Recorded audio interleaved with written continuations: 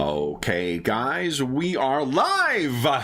So for those listening at home, welcome to the Dungeon Musings YouTube channel. My name is Kevin Madison, and I'll be your friendly, what am I going to be? Your friendly Kingmaker today, because today we are carrying on with our ongoing campaign, playing Paizo Publishing's outstanding Pathfinder 2nd Edition Fantasy RPG, and we are playing through our own version of, trying to find it here, way too many things stacked up here, their classic mega adventure, Kingmaker. And with me today are the stars of the Kingmaker campaign. I'll go the order I've got you guys on the screen here. Why don't you tell us who you are and who you're playing? First up, we've got Jamie. Hey everybody, I'm Jamie. I am playing Brommel. He is a lizard folk thaumaturge and a sword scion. Very nice. First level. Yeah, well, yeah, tell us what level everyone is too. Next up, it's Jeffrey. Hi everybody, I'm Jeff, and I'm playing Trog. He is a goblin pyromancer, and he is also first level. Huh, that's weird. Next up is John. Hey everyone, I'm John. I'm playing Ramirez Serranis. He is a first level human bard touched by the muse of the warrior. Nice. First level as well. So we can detect a trend here. Next up is our resident armor smith, Dave. Hey everybody, I'm Dave. I'm playing Shara. She is a first level swashbuckler, but you know what? She's getting pretty close to second, I hear. On the cusp of it, I'm sure. On the cusp for like the last 6 months. I'm going to spend my 3 actions to roll to seek for a milestone. No. And last, but certainly not least, is our resident wordsmith, George. Hey everybody, I'm George. I'm playing Drawinius the Good, who is a human fortune teller evoker of level 11. Oh wait, no, that's a 1. Level 1.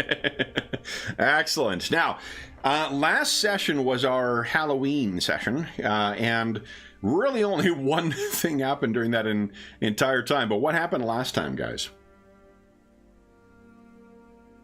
Well, we did fight some kind of undead Nosferatu-like creature, which we really realized was a vampire, I think we decided, and ultimately defeated it. And then, as we definitely needed this, we took a long rest.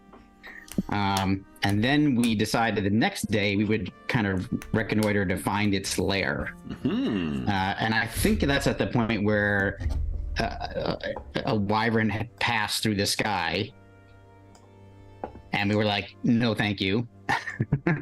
And we avoided dealing with it in any way. And then we continued our search, and ultimately we found this abandoned halfling hole, which we have James, who's not here, named basically a barrow burrow. Exactly. Raiders of the Barrow Burrow is our new campaign name. That's what I have. And anyway, for our notes, I think that was our. Yeah, I think that brings us up to. Speaking, guys, anything else to add? Nada? Was this some kind of like vampire that was like rogue vampire? Not rogue, but like a thief, but like I can't remember what phrase Kevin used. Oh, which? Sorry? The vampire, wasn't it some kind of like he said it was like an errant or rogue or wandering vampire or something like that? Feral vampire, perhaps? Maybe feral, yeah. There was definitely something strange about it, as I recall. Something not typically associated with the way, culturally vampires. But we haven't, I think, figured out exactly what that is yet. I just remember Trog stabbing the crap out of him with that unicorn horn. I remember that. Yes, that's right. Trog is segueing directly into the Vampire Slayer archetype at 2nd level. Yeah. Assuming he survives that long. But wait, second level. Second level. I hate this power game bullshit. So then, is there anything else to add to that, or are we caught up as it? Okay. So then, I believe it was. I don't know if it was evening. It was still daylight, I believe, setting the sun low in the western sky when you came across this Barrow Burrow. And let's pick up things from there. Everyone's got their one fate point. Everyone is eager to click on initiative if need be. That's good to know. Yeah. Then I love the uncertain laugh from Jamie. That's funny. I'm assuming you guys would have been able to spot this burrow from. And actually, it would have been. It was Vax who was doing the tracking here. So I guess Trog, you're the other one trained in survival, right? That's right. Yeah. Okay. Didn't Vaz get a nat 20 to end the session to spot the burrow? That could very well be. Let's see here. Yeah, Now, I know almost, Darwinius got a nat 20 as an R. Oh, yeah, that's it too. Yeah, 2 nat 20s. Yeah. Wow. So That's the other highlight of the session. yeah. I would say the highlight of the session was when Vaz made her will save against the Dominate. That was really everyone having their heart in their throats for that. Yep. She hits very hard. I mean, Trog did scorch Shara quite badly too. Those bangs are never going to grow back. We had friendly fire. So not sure I remember that part. So you can see this thing off in the distance, and what you can likely pick up is there is a reflection from the still intact glass that is in one of the nearly fully overgrown windows, and there is darkness where there is a door that is still hanging from hinges.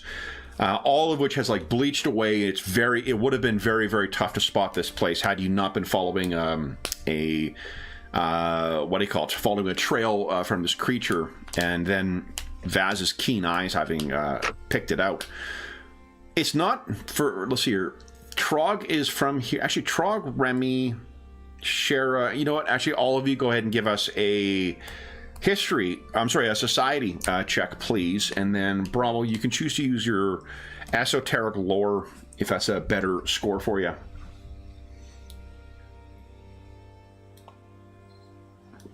Once again, here we go. Back in the habit. Brommel is exposition lizard. Okay. Yep. Who am I missing here? Oh, 1, 2. sorry.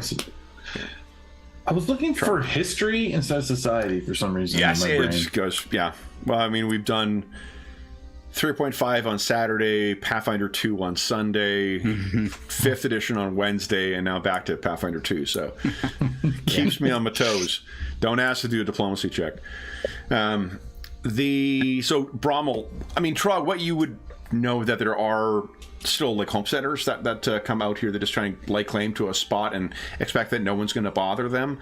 But Brommel, you know that there has been one of the things that a branch of halflings have done out here is effectively this is the halfling equivalent of the cabin in the woods kind of thing. If you want to pull away from trouble, there are a couple of nations that are near here who have all experienced in recent years catastrophic events.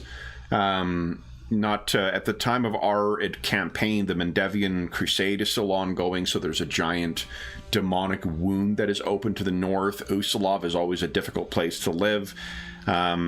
I think this is before whatever the nation is that gets destroyed by the Whispering Tyrant. But in any event, there are just it's hard times all around, and there are survivalist halflings who will go out here because a burrow is quite easy to hide, particularly if you take advantage of any kind of sod or whatever. So it's easy to grow wild grains and to raise herds or whatnot out in the middle of nowhere. And it seems that this is probably one remnant of that. One of the downsides with that is that if you run into trouble or something comes looking for you, then help may be very, very far away. But from what you can tell, looking at this has to have been abandoned for at least 25 years or so. It's got to be a generation's worth of time with how overgrown the place is, with the lack of any you can maybe, if you look really hard, spy one fence post that was still up to suggest some kind of control put over this wild area, but it's otherwise been completely abandoned. It's something to keep an eye out for, though. There may be more halfling settlements out here. So that's Brommel with a 26. That's how much you know. How much of that do you choose to share with your companions? I will share all of it, especially with those who may be prone or apt to do tracking and such, so that if they do spot any tracks or anything along those lines, that we might know that there's something here to validate that. Uligor kind of shrugs and says, I've seen their tracks before, but I could never catch them.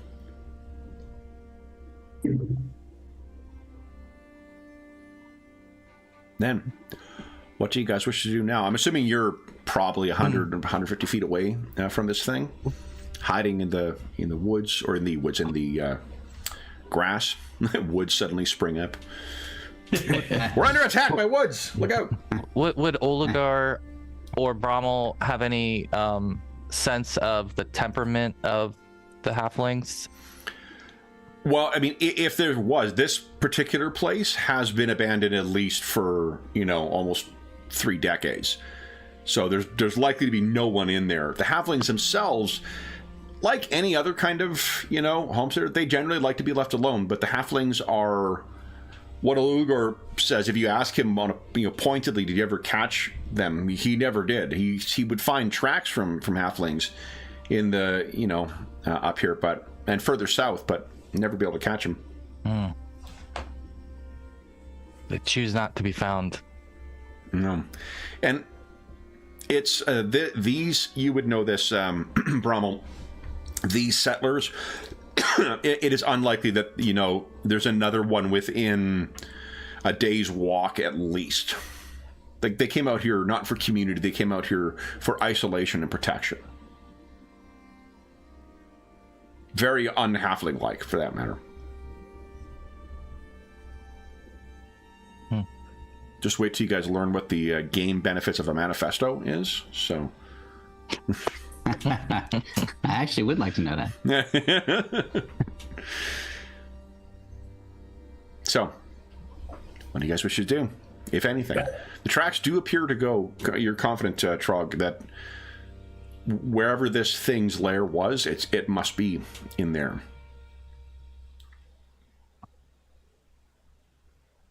You think?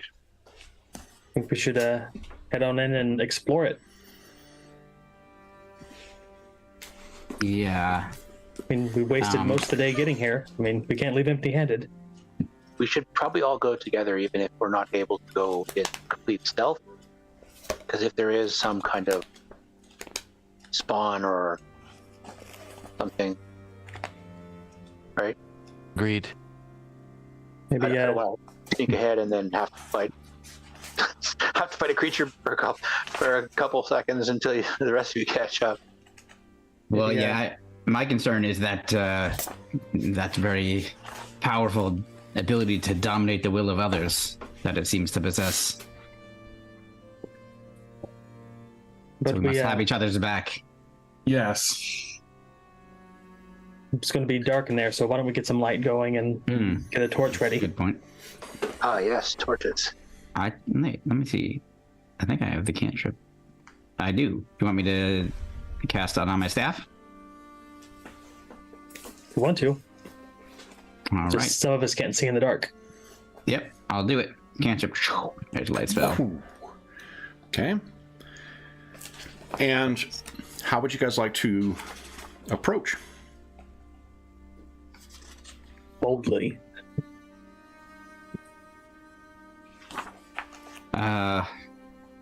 Should we do it quietly though? Should we try to be at least even try? We could try. Sneak up. I just feel like it's still we have some amount of daylight left. So this, from the little I know, and this is mostly just based on rumors and legends because I'm not specialized in the knowledge of undead in any way, but It seems like they are more powerful at night under cover of darkness. So perhaps this gives us an opportunity to sneak up on it while it is recharging itself. Do we have any reason to believe there's more of them? Don't know. We don't know. Don't know. So Uligor says, Trog, are you still as light of foot as you were before? Fairly light. What are you thinking? I'm thinking you could probably reach there and back within a minute.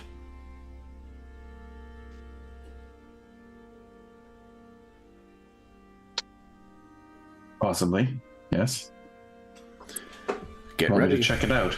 He holds his hand up, and then he reaches down and speaks a couple of arcane words. Drawinius, why don't you give us a Arcana check? And by the way, have I ever seen him do any kind of magic before? You have not witnessed him do it, but you have been aware that he could do it. Trog had told you before, and he's used invisibility before. Okay, yeah, but this is my first time actually witnessing, potentially witnessing what he's doing. Okay, yeah, cool. And let me just compare. I can't remember what your... Ooh, I had the wrong GM screen. Okay, yeah, that's good enough. You recognize the incantation. It's a fairly common invocation to render someone invisible. And okay, Trog, you are invisible. Nice.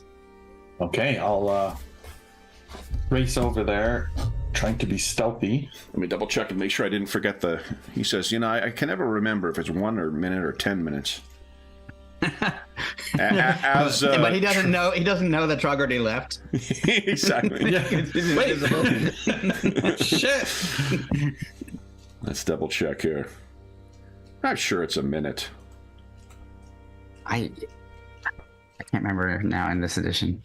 No, there's so many variations over the course of time. That spell. There we go. Yeah, that really is. Okay. Well, guys, I got great news for you. We got a new set of rules coming out next month, so we get to relearn the game all over again. Oh, that's right. New names for some spells. Interesting. Couple of little tweaks to some classes. 10 minutes. Yeah. You actually got 10 minutes.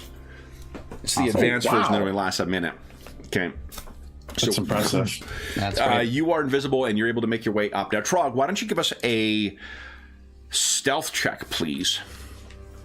And let's see how you do. Oh, that's great. Yeah. Really, really good. Nice. All right. Trog, So you go racing over there, Trog. I'm not sure whether you and Uligor have pulled this kind of trick before, but this is all you need to do is not make noise. You don't need to worry about being seen or not. So you race up towards the hole in the ground.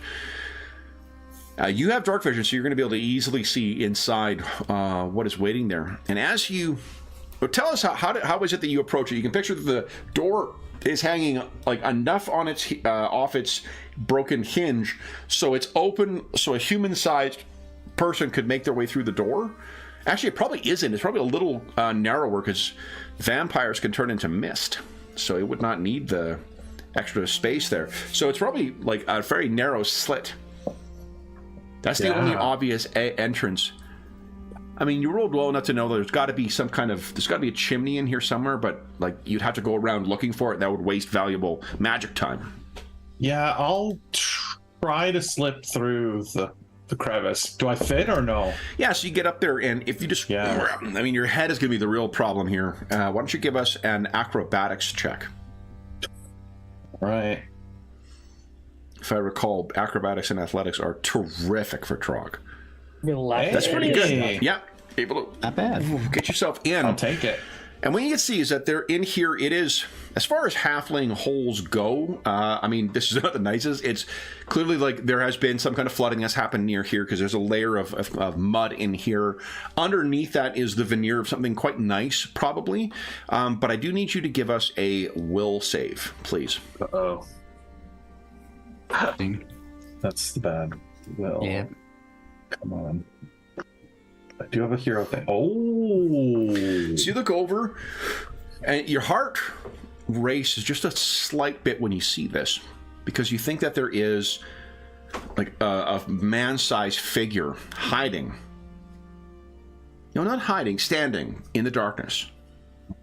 Then you realize it's a little further down than it should be. And while this is clearly a suit of armor, plate armor in fact, there's no one inside. It's on a crudely made or fashioned stand.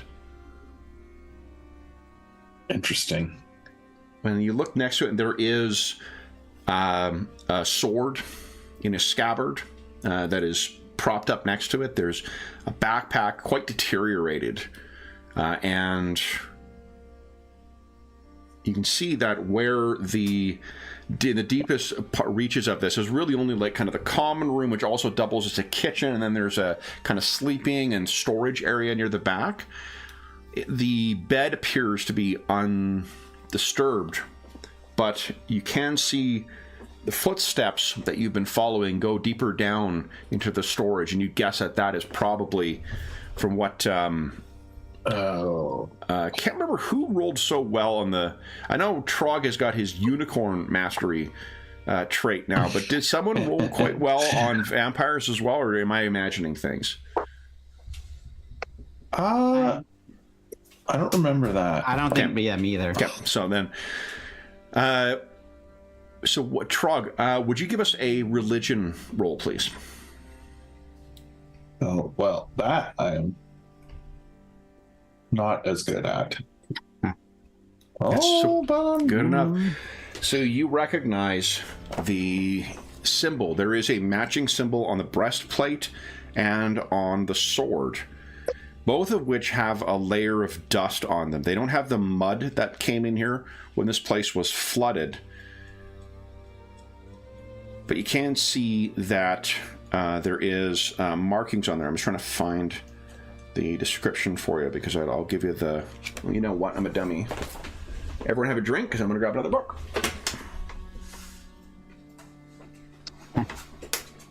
Those are some solid rolls, Jeff. Yeah. I'm kind of on fire with my rolls right now.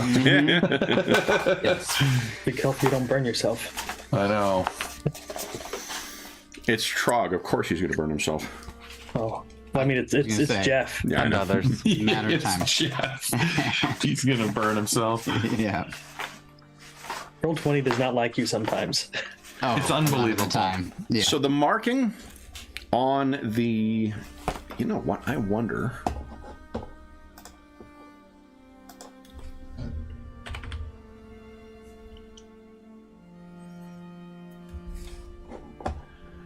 Huh.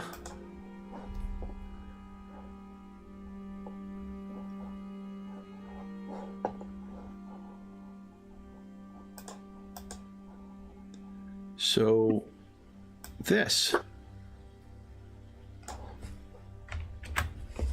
I'll read out some information as well, but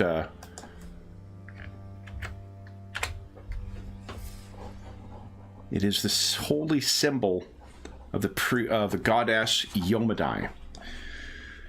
Yomadai is the goddess of honor, justice, rulership, and valor.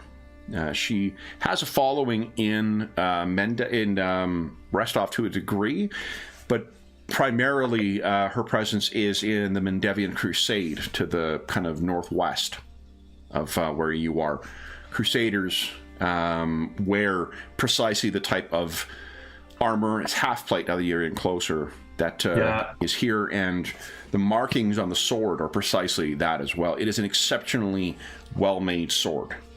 Oh wow. Yeah. I But the point is, so far I have not seen any signs of a vampire or. But you have not gone down into the storage room or perhaps the lair of the vampire. Yeah, but I don't know that I want to go too deep by myself. I'm just going to maybe peek down there. Okay. So carefully make your way down. How far do you wish to be? Because you're gonna have to go down to the stairs are not steep. It's a very gentle thing, but there are stairs that go down. You can find at the bottom there is a wheelbarrow appropriate for your size or a halfling's. There are a lot of things that are left over here as if someone had been living here. And then suddenly was not. The mud is pretty thick down here as well, but it makes it easy to see that there are footprints, tracks, going up and down from here, the same size of that terrible thing that stalked you in the night last eve. Right. If you make your way all the way down, and you look in, Carefully. you can see there seems to be a fair amount of food stocked up in here. This is the storage room, but in the center of it, there is a pile of like filthy straw and grass and whatnot that's been pulled in after the flooding had happened, it seems, because it's piled on top of that caked mud. And you would guess this is where the vampire slept. There is no sign of it. Okay. Then I think that's enough reconnoitering for what I am comfortable with on my own. I think it's safe enough for us to come back and go in. Okay. So you make your way back, and I hope. Yeah, you can really will the spell to end if you choose. Maybe when I get back, yeah. Okay. I might do that. While Trog is absent, do any of you have anything to say? Uligor will not, but... Imagine there's some furious whispers between Shara and Remy and Brommel about Trog running off on his own. I think keep reminding people, like, a wyvern flew through here recently.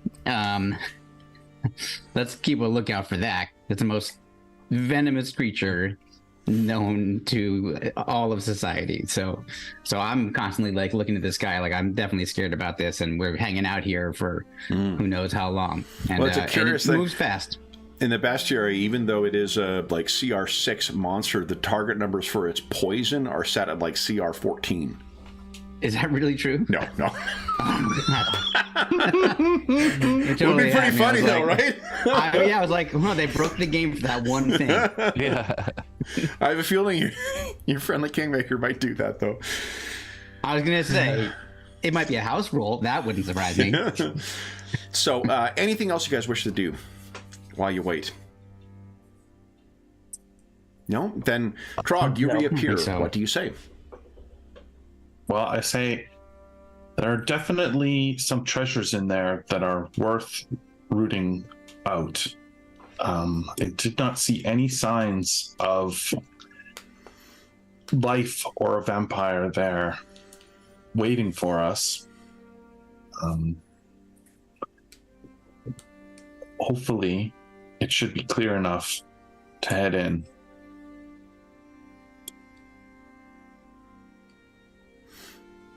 How much of it did you search? Is there more to it?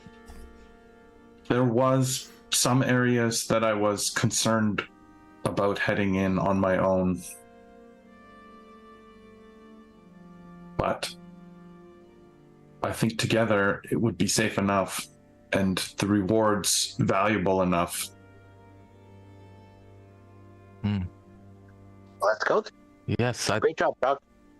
Yes, we were worried for you. Well cast. Is that the right? Is that how you? Looks over at our friend Uligor. Well cast, I guess. Yeah. Well, sorry, Dave, I didn't catch that. What did you say? She's trying to command Ulugor for making Trog Oh, invisible. well cast. I got it. Yeah. His eyebrow goes up. That was a good idea. So let's go.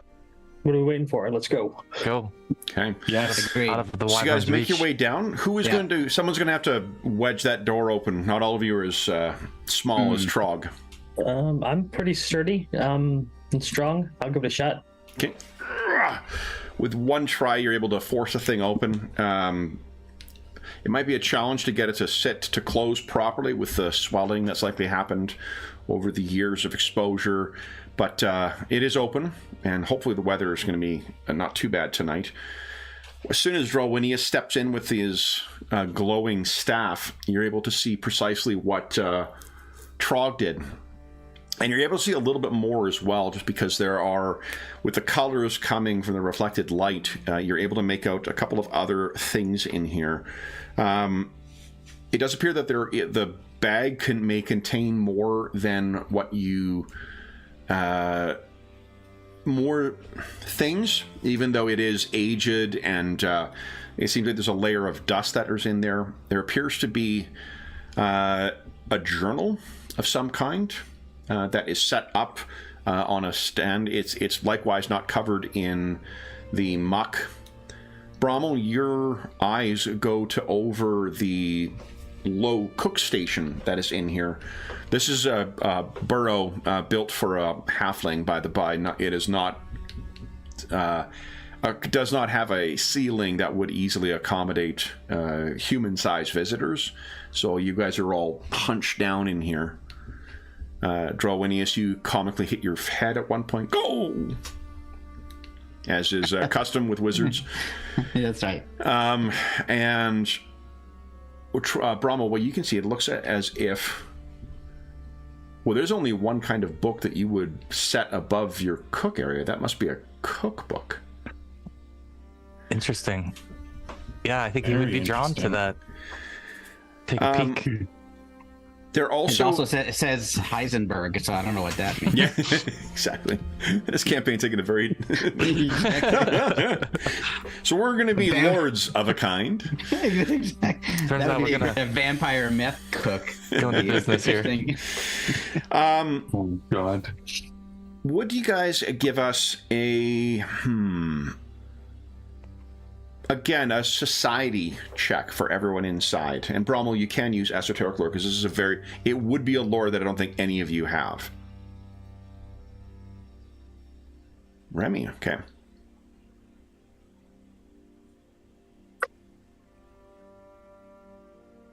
Oh man, what is going on? So Remy and Trog, I think, well, I'll give you each something here. So first off, everyone gets a hero point. It's 8 o'clock. Remy, you're looking around in here, and you can see that there is... Well, that's curious, and perhaps there is time you've spent... I think it's called the Goldishan Mountains in that are in Brevoy in general. To the east, which means you may have been around miners before, because you can recognize there is... It does not look like someone has been mining in here, but you can see there are a couple of things that seem to be keepsakes from the types of things that miners would use. Those are in particular, there is...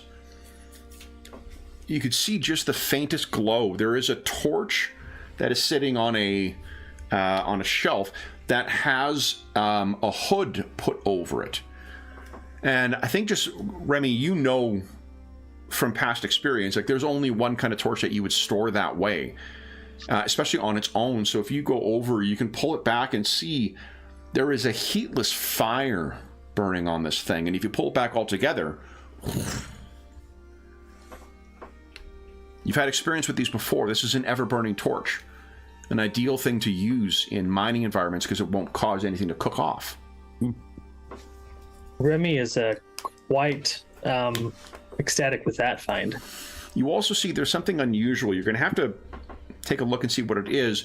It looks like a little cap And then right in the center, there appears to be a divot where a little bit of wax still sits in there. The layer of dust that is on this tells you this thing has not been moved or dusted off or touched for quite some time. You're trying to remember, maybe Drowinius might be able to help you with this one.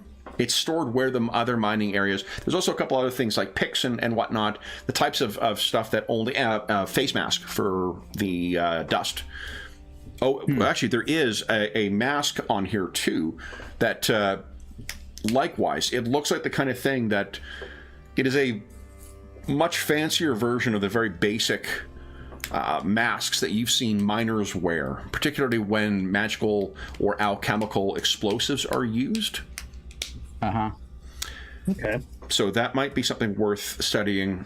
I'll start taking a closer look at that as people are doing other things. Sure. Well, Yeah, as there's two Remy things. finds it, he'll hand it over to You can picture Dorinius. you guys have sort of moved off in different directions for this. Trog, what you can see now that the light is in here, there is a brilliant reflection from a black little like statue or a little maybe game piece that is sitting before the on the ground on top of the caked mud in front of the armor. And where the armor has been, it was placed clearly in a place of value or of care when it was placed originally. It is definitely not the size of a halfling. It is human sized. And the longsword was placed. This thing has been cleaned or at least touched or moved recently. And it is carved at as if a single piece of ebony colored stone has been carved to shape like a hound. And it's curiously placed. It's the way that, on the floor, honestly, it's the kind of thing a kid might do. Carelessly put it in a place that feels important to them without realizing it's going to be, in the way of other people. Right. And for Drowinius, there is the journal. The written material, I imagine, is the thing that drew your eye. And if you go over closer to it, you can see the same markings. I think all of you would recognize the symbol of Yomadai. And Drowinius, you're going to go even one better, and you will recognize it's effectively the war journal of a crusader. It's the kind of thing, you've heard of these things, sturdy. The crusaders are very important on chronicling successes and glories and whatnot. So they encourage all of their all crusaders to keep, when they can, a journal of their exploits. Partly there's probably a therapeutic component to that as well, but it also allows you to accurately track things. So if there is any mystery as to whether this panoply that is before you was part of a crusader, there's no question in your mind this must be that. But what the hell is it doing here, and what the hell is it doing in a halfling burrow? Yeah. He's starting to form a theory, but he'll reconvene with his fellows. And you can see that there is a quill next to it as well too. There is a spilled bit of ink from an overturned vial that would have had the ink in it. And there is a broken quill, and the quill is broken in such a way where it's not just the tip broke because of overuse. Someone applied too much pressure and busted the quill. It has as much dust on it as what the journal does, which suggests that may have been whenever it was broken and set aside, it was the last time that it was used. And if I haven't done so already, I flip all the way to the last page just to see if there's anything different about it, like the way the writing is, or something strange or different about it. It is. Fine. You can see from early, parts of the journal, flipping through this, that it's what you would expect. And then you start getting, just from a cursory glance, near the end, the cursive is getting much more jagged. Cursive is abandoned at some point, and there is just the printed word. The words get more uneven. The words get shorter. The sentences don't make sense. And the last one, you can quite clearly see where it has broken off. And it looks like there was an effort to tear some of the final pages out. But they weren't taken out. Curiously, though, whatever happened with it getting the language and the script getting more savage, the placement of this and the broken quill, it would be a very odd chance for them to both fall in the delicate places next to one another where they had been. This is not something that was cast aside in a moment of, emotional. Right. Yeah. In here as well, you can see in the pack there's a crowbar, there's a grappling hook, and there is a holy symbol of Yomadai. There is also looks like 2 vials of what appear to be clear water with the symbol of Yomadai on the outside of the vial. 2 clearly potions of alchemical or magical make. There is a curious little object. It appears to be a claw broken off from something. And there are 2 rods in here labeled. One is a sun rod, one is a smoke stick. There's also a curious vial of what appears to be a very viscous silver material, almost like mercury, but much thicker. And that is really everything that is of interest, at least, or of note in this first room here. Interesting. What do you guys wish to do? So everyone was sort of looking around in this low ceiling in this first room. It's probably about 5 feet high in here. So, but then, I mean, Trog, you can point out the direction you went that led down deeper into the burrow. Yeah. and This are way. people gathering these items before we leave, or are we leaving them No, here? you see Remy like pulling out something and making a notation and shoving stuff in his bag. Cool. I may have mentioned what was going to be found here to James earlier, because I knew he couldn't make the session. I'll leave it to you to decide how you wish that panoply to be distributed, but Vaz would most certainly, I think, welcome some half plate armor. Yeah, absolutely. I can't wear heavy armor, so Okay. I don't think anybody but She, heavy armor except that. she's the only one. I can pull off medium. So, what do you guys wish to do? Do we want to have somebody watching the front while we go down? Ulugor, maybe? Nervous or anything, but Remy now has a torch burning, in addition to the light that Drolwini's staff is cast. Ever burning torch, yeah. Okay. Well, We can let Ulugor watch the door. Shara, do you want? No, that's Ulugor true. leans against the frame and he says, "I'll do that." Well, he can't stand up fully. He's crouched down and he leans against and he says, "I'll keep an eye out. Make sure nothing is waiting down there." I'll stay up here with Ulugor. Okay. How big is the room down there, Krug? Can we all fit? I'm not sure. It's you could probably fit maybe 2 human-sized plus yourself in there, but it would be cramped. Okay. This is we don't all not need to- a family burrow. This is something where, likely one person lived. How about Trug takes me down there and we'll see what we can find. You Trog and Brommel? Yeah. If Brommel's fine with getting squished up in the same room. Sure. Yeah, he can. And He can join and you. call me if you need any assistance of an arcane nature.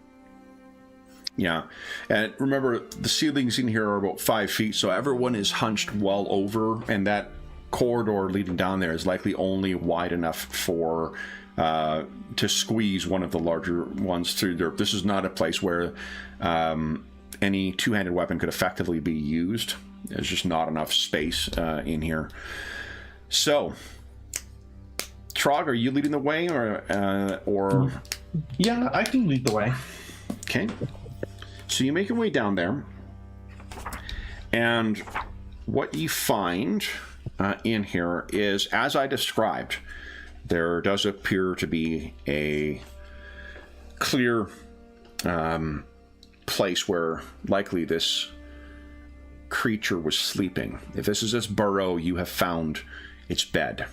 It's a little lower from clearly sleeping for over time in there, built up with some filthy grass and straw. You can see marks in the dried and caked mud around it, where this thing would have gotten up in the evening to go hunt and come back. Could be your imagination, but there does appear to be spatters of blood, dried. That could just be wet or discolored mud, but having seen that thing in action, I imagine your imagination goes towards that. But Brommel, being the culinary specialist in here, I think while your allies are studying the ground, you look at the shelves. Because there's a lot of preserved food in here that is undisturbed. What you can find down here, easily enough material here to make for 20 basic rations, and there are 16 special ingredients Hey. for things that you'll be able to go, and we'll say an equal number of basic ingredients. So 16 basic ingredients and 16 special ingredients.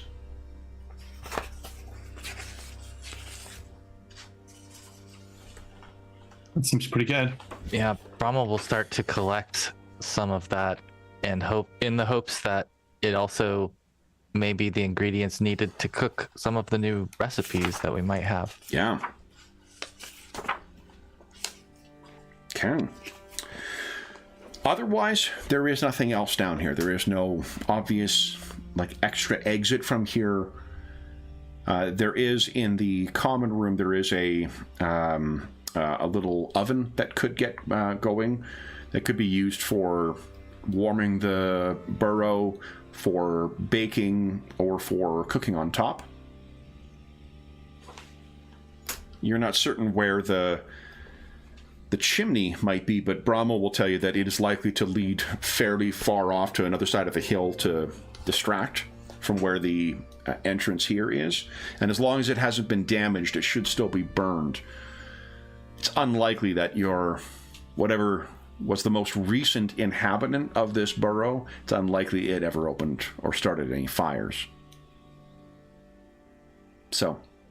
But we saw that thing go gaseous, right? So the chimney could be an entry point. Yep. So. True. Yeah. What do you guys wish to do?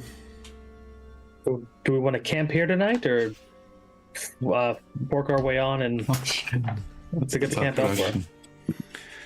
There is a couple of things that will automatically happen here. For one, you actually do not need to make a campsite here. It may have been abandoned by a halfling for nearly 30 years, but they build their homes for comfort. So for here, you could treat this as if you had got a critical success on finding the spot for camping. That saves you 2 hours and reduces the difficulty class of all your checks by 2. That's pretty cool. That is very interesting. I'm not opposed to it. Like, we are out of the wyvern's reach. True. It is safer in here from that creature. Well, it might be cramped, but we could just clean up a little bit today and make it a little more comfortable for ourselves. Fortunately, whatever flooding that did occur, the floor itself is covered in that caked mud, but the bed seems to be undisturbed.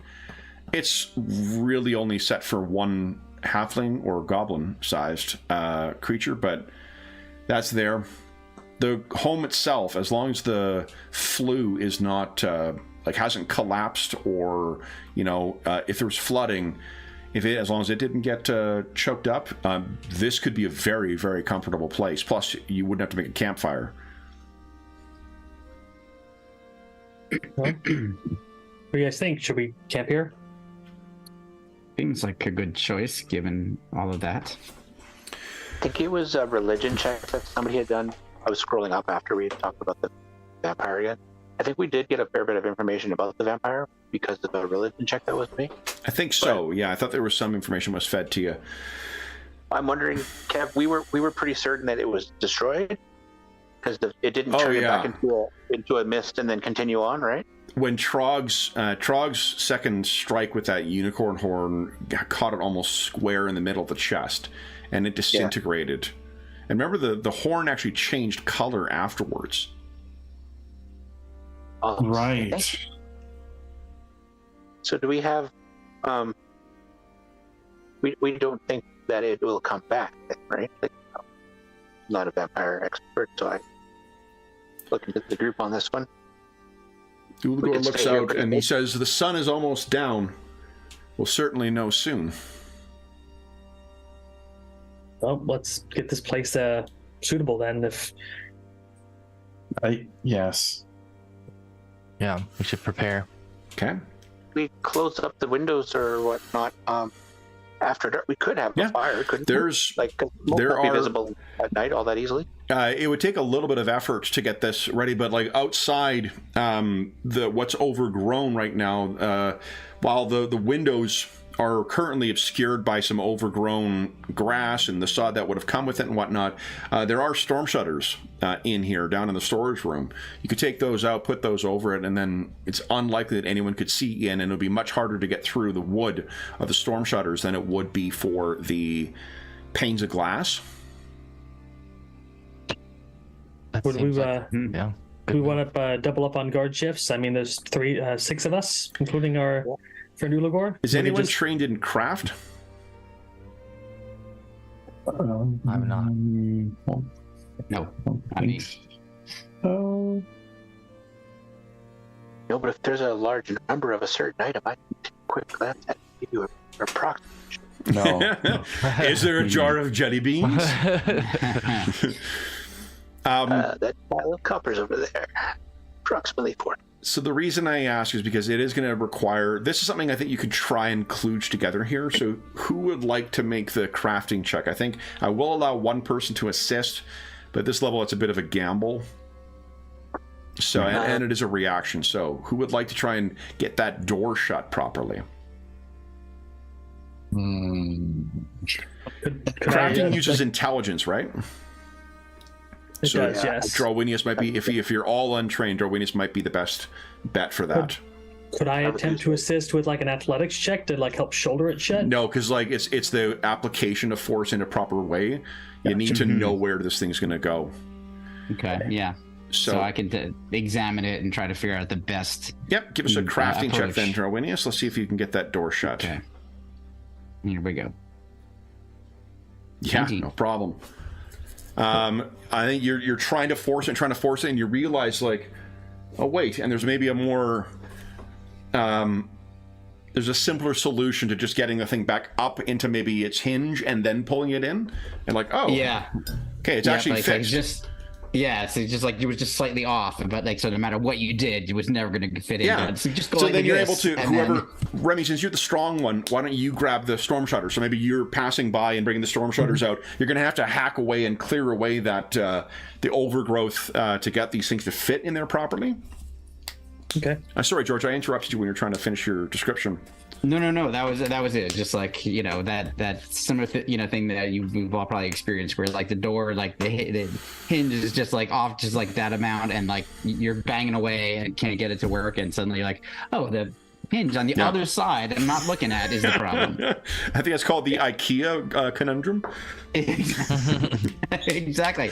It's in Wikipedia. Why That's do I what have it pegs says. left? Exactly. Oh no. So Drobinius and Remy are sorting that stuff out. Bromwell, I'm assuming you're going to get the fire started to get the Yes, Get the and place warmed he'd up. like to scour the cookbook as well and compare that to the ingredients just to see if maybe there's a special meal that we might be able to enjoy. nice. Yeah. Well, I guess Trog could probably help me with the fire.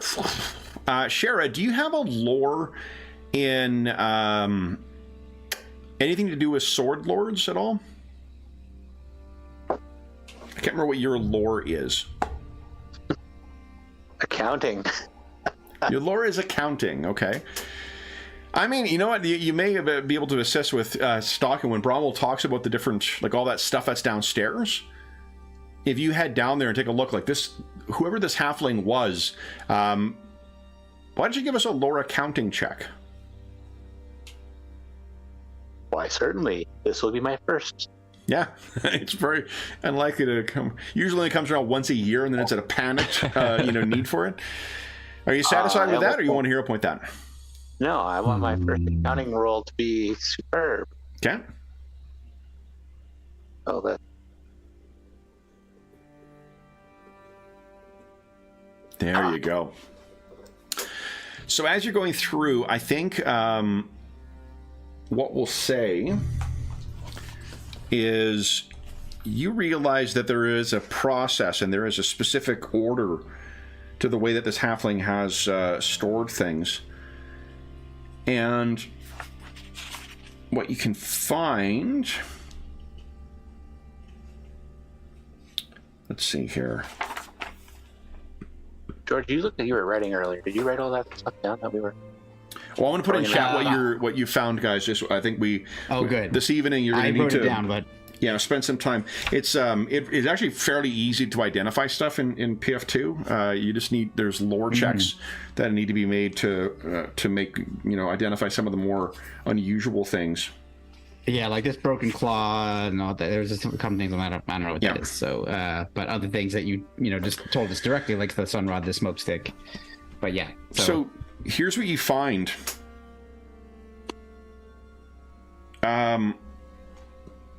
There is a canister of some kind of dried mix near the back, Shara, that you have found, and you're like, Bromwell must have overlooked it because of the, some of the stuff has spoiled, or some of the stuff has been, it wasn't obviously, it's root vegetables that have just sprouted or whatever. But what you find is a pack of powder, well sealed, well supplied, and you look at this and you smell it if you open it up, and it's arsenic, so you die. No, it is a halfling sweet pancake mix. Wow. So when you have this is going to be good for years, so you can choose when to make this, but when you make this as your meal, on a success on the check, the meal grants +1 bonus to reflex saves for the remainder of the camping session. But if you get a critical success on it, +1 status bonus to reflex saves for 24 hours. Cool. So this is a good one to bake up when you need it. And you have that ready to mix, so I'm not sure who wants to add that to the character mix here. Now there is something else. Since Pancakes of a circus performer. Brommel, you haven't. Yeah, exactly. Fortunately, I've spent my the last 10 years developing an immunity to sweet pancakes. Brommel, when you take a look at that sword, because you haven't really had a chance to look around too, it's a long sword, so it's not necessarily the kind that swords lords use, and it is something that is more characteristic of a crusader. This is a more, to be honest, a more boring, design of a sword, but it is absolutely gorgeous. And when you pick it up and you take just the part out and you see the blade, while there is a certain layer of dust on it, the blade is as if it had been freshly forged. It catches the light the way that a blemish-free sword does. And as a Erst, or as a sword lord in training, will you be able to resist taking it out of the sheath, or would you take it out to test it properly? Oh, I think he would be enamored with it, even though it's not an Aldori style sword. It's still, he would appreciate the craftsmanship and unsheath it. Give us some what do you call it? Esoteric lore once again, please. The will save. Yeah, we'll see. Give us another will save. Nat 20. Oh, Nice. So you look at this thing, and it is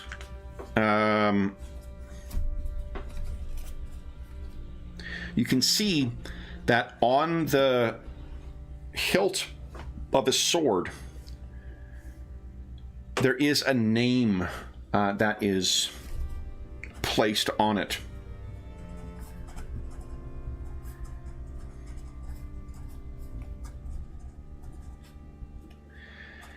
And the name on it is Light of Grace. And you can tell from the weight of this thing, this is an enchanted blade. Oh. It does not yet have the characteristic rune marking on it that would add more power to it. So it doesn't do 2 dice of damage, but it can accommodate that. It is, however, a +1 to hit sword. And where is it? It's not in here. What? I grab a book again. Everyone have a drink.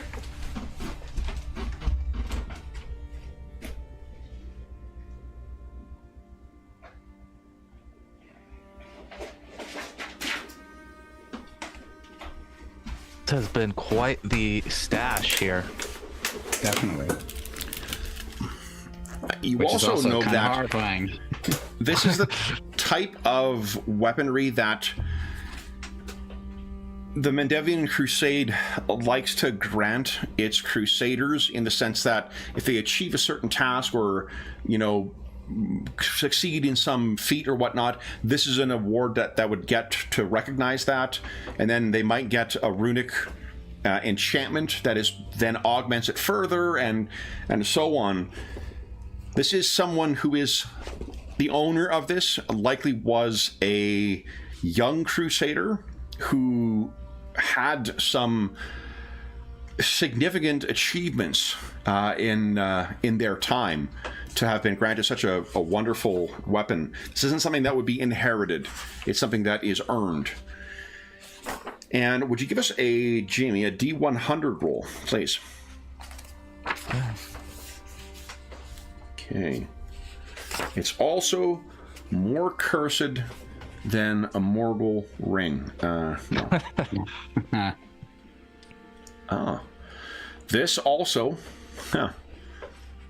This sword can be used as a focus for divine spells.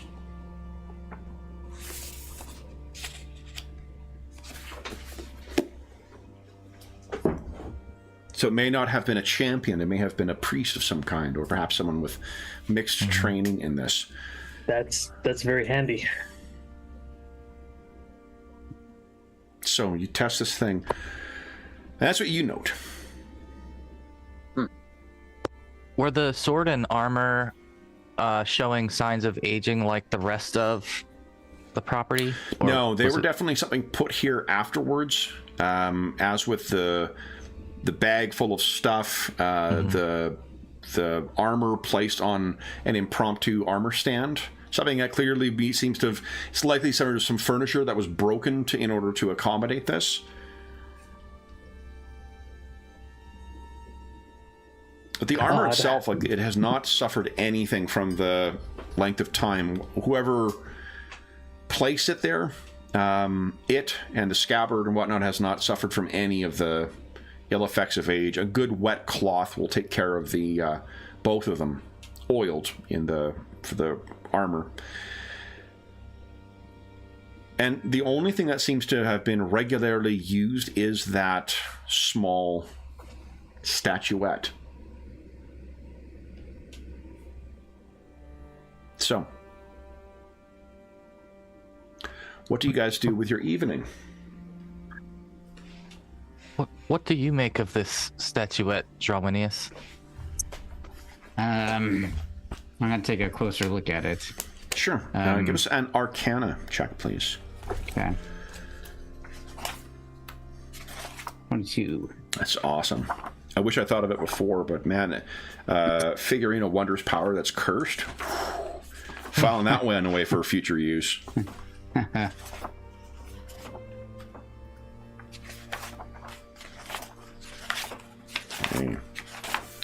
I tell you, again, not to grouse about flipping editions, but going from how things are organized in the DMG traditionally to how they're organized in the Magic Item Companion to how they're organized in this requires a little bit of...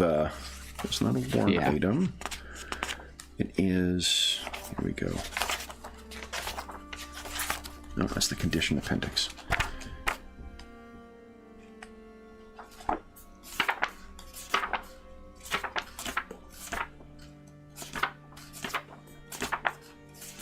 Man, I am not a fan of how magic items are organized in the core book. Is that the new core book, or is that No, new core book. I don't. My order still hasn't shipped yet, so I don't have access to the PDFs yet. Oh, is that how it works? Yeah, It as has soon to as be it shipped ships, then you've got access to the PDFs. So Gotcha. Okay, soon, but Yeah. just not as of yet. I'm excited. I've heard some good things. I'm sure it's going to be a lot of good fantastic. things. Yeah, Yeah. I'm sure. I mean, I absolutely love PF2, so can't imagine they're going to stumble. Yeah, I heard. While you're looking, I heard about just one quick thing that was really an interesting new action they added, which is called reposition, where you can grab a combatant and move them around you. So let's say cool. you want to get somebody into flanking. So instead of just trying to, you always have to shove in a straight line. This allows you to grab somebody, move them around anywhere around you, and put them like in between you and another ally. Oh, I so like now that. It's kind of, and it's a one action ability. It's an attack ability, so you're get penalties if you're attacking multiple times. But I just thought that was interesting, cool. Do you need to little have 2 free thing hands added. in order to do it? One free hand, but you can be grappling, of course. Yeah. That counts too. I don't have the core book. I just saw somebody talking about it. Okay. Sounded cool. Yeah.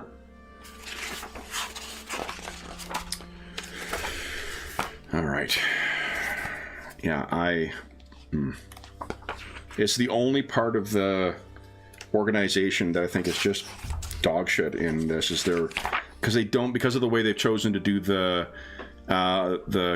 index at the back too. You can't just fucking find a magic item and find it. You gotta pain in the ass. I mean, it would have been easier to just write down the name, I guess, but I'd sooner just blame the book because it can't fight back. Yeah, it's the book's fault, clearly. Yeah. There we go. All right. So, studying this thing carefully, what you can see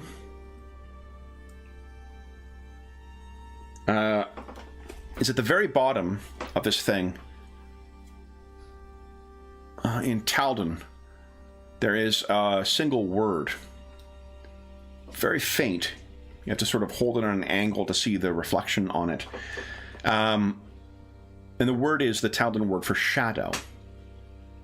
You know well enough this must be an enchanted figurine. Speak the command word, whatever is depicted should appear in some fashion. And so I kind of, the way I sort of described to the group is like a thought process going on. Like, yes, I've read about something like this. I think I know what it may do. Clearly magical, and I mentioned this. I believe this might be the command word here on the bottom. Don't say it out loud. Yeah. Don't know what will happen. The reason being, it can be activated once per week and will remain in its form for up to 6 hours. These things are careful. Once this figurine is activated, if the thing dies, it returns back to its figurine, but if the figurine is broken, the magic is ruined. Okay. It is a powerful device. So I'll hand it back to Cromwell. anything else, guys? Let's put down what has been identified thus far. Cool.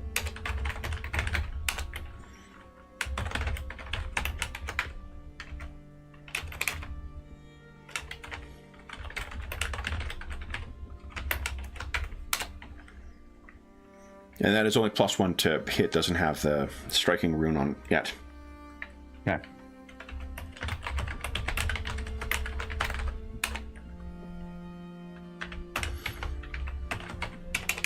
I'm assuming you guys are taking a peek at this stuff, so... Yeah, definitely. I think it makes sense. Look, yeah. Well, especially with all the symbols of Iomedae on everything, like that makes me feel better about the whole situation.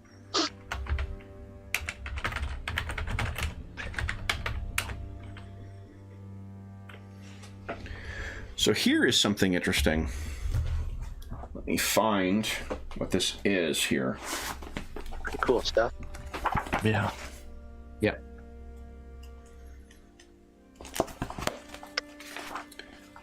And just with the way...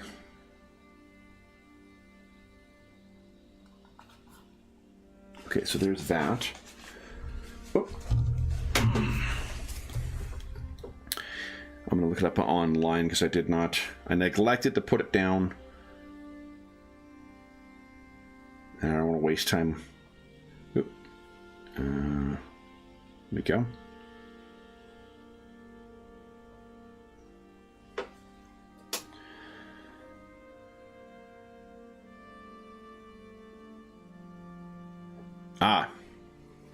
So this thing with that melted wax in it,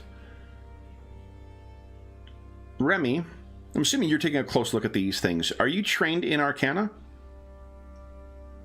I am not. I've only got occultism. Only got occultism. Okay, so go ahead and give us a Arcana roll. Let's just see if you can sort out. So they put 20s on these dice. That's still pretty good. So if you're looking at this thing and looking at this hat and trying to figure out, if you turn it sideways or even trying to move it, that wax doesn't come out, and there's a little tiny bit of burned wick in there. And you take it. Remy doesn't wear a chapeau at all, right? No. So you put it on your head, and it seems to, what would have fit a halfling now fits you, it seems. And there's a gut instinct where you shake your head, back and forth. And that candle lights up on top, illuminating a 20-foot by 20-foot area. And you, just out of curiosity, put your hand over it. It's just like the ever-burning torch. There's no heat that comes from it. Pretty cool. A helpful mining tool, definitely, as well. If you don't have your hands free, It is only dim light that this gives, so it's not as effective as what the ever-burning torch is, but it does allow you to have a free hand. And it will size to whomever places it on. Oddly, everyone else's head size or hat size is still smaller than what Trog's is. So that's what that does. That is a candle cap.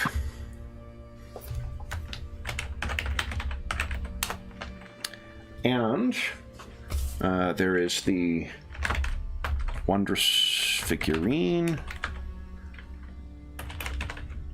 onyx dog. Oh, it's the mask. Do you want to take a look at that as well, Remy, or would you like to call in for expertise? I'll give it a shot. Just before I give it over. Sure. Give us an Arcana check as well. I'm so bad at this. And then you're right, George. I am. Okay, cool. Thanks. Okay. I'll use a hero point. Let's see. Sure. Everyone gets a hero point anyways. Past 8:30. Awesome. No. Okay, so you just can't figure out what the hell this thing is. Renius. Yes. I figured out how this hat works, but this mask, it's the magic squared on it. When you look at it. Give me a moment. And so I'll start examining it. Got an Arcana check. 25. Holy shit. You look at it and you're like, you see the kind of mining equipment around and you're like, I know precisely what this is. And you take it off and we place it on your face, World War II gas mask style. What this is, once per day, you can speak a command word. And so you have to interact with it. You have to touch something on the mask. And then for 1 minute, you're able to ignore concealment caused by fog, smoke, or other obscuring vapors. Again, an ideal thing for making your way into the dust and debris that's cast up when magical explosions are created during mining. Or using a smoke stick. Or if you're using a smoke stick, yeah. That's very cool. It reminds me, I flashed on an image of that Ralph Bakshi movie Wizards. Totally, yeah. Hanging down, yeah. You with the goggles. It's honestly, awesome. Genesis of the Daleks is where my mind always goes for that World War II stuff. Yeah, totally. Is that out of the core book, Kev? The main... That is out of... I've never seen that before. Treasure Vault. Oh, okay. Yep. I forced myself to sit down with it when I was planning out this stuff here. Yeah, well, I feel even better about my purchase then. So it is called a gauze mask. We're reskinning it, so just in the event you want to find it, we do have Treasure Vault, I believe, in the compendium here too. Oh, really? Cool. Yeah, I think so. Let's double check here. I've been trying to keep on top of all the core books as they come out. Yep, it's in there. Yep, here it is. Yeah, awesome. Yeah, so that is the other thing that is within there, and I think that's everything. Oh, the last thing. Hold on, there is one more. There's that strange, unguent that's in there. No one has crafting, so... Nope. That's what I just do. Every week I switch to a new skill that you guys haven't got trained in. You get critical for the... That'll teach us. We'll all abandon our medical training and go straight to crafting for next time. Right. We'll all have crafting and no medicine. Okay, let me see. Yeah, Remy was intentionally made with no intelligence or wisdom above normal, so don't expect him to go in those skills. Well, that's why we're a team. Okay, so this stuff has a bitter metallic stink to it. But this is... another fairly common, honestly, something that is not uncommon among the Mendevian Crusaders. This is an alchemical substance called silver sheen. You can slather this paste onto one melee weapon, one thrown weapon, or 10 pieces of ammunition. And for the next hour, the weapon or the ammunition counts as silver instead of its normal material for any physical damage it uses. Very useful when hunting certain kinds of undead and lycanthropes. That's awesome. Demons as well, in some cases. There are 2 doses of silver sheen in this. Interesting. It looks as if some has been used too. Oh, that's curious. Yeah, this likely it has about a third of what the total container could have accommodated, and because it's such a thick paste, you can see it's still kind of stuck up on the sides in there. There are also markings on kind of writings on the outside that are like aphorisms of Yomadai. And I know you guys are saying, but Kev, what are the aphorisms of Yomadai? So Can you just guys? That's I'm happy to let you know, because you put those in song for us. In song, I will spare that. I'm not concerned about the copyright strike. I am concerned about the unsubs that we would result. Yeah, the instantaneous. Yeah, no. Unsub. How fast can I unsub?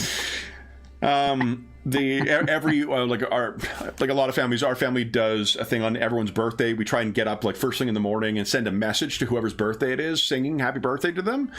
And I always do it with Anna because I'm a fucking idiot. But every time Anna starts licking my face as soon as I start singing, no, don't. Just don't. What it says on there, hilarious. For victory, for heart. Just part of the reason it's so amazing you've been in so many cover bands, Kevin. There's a reason I kept getting kicked out as soon as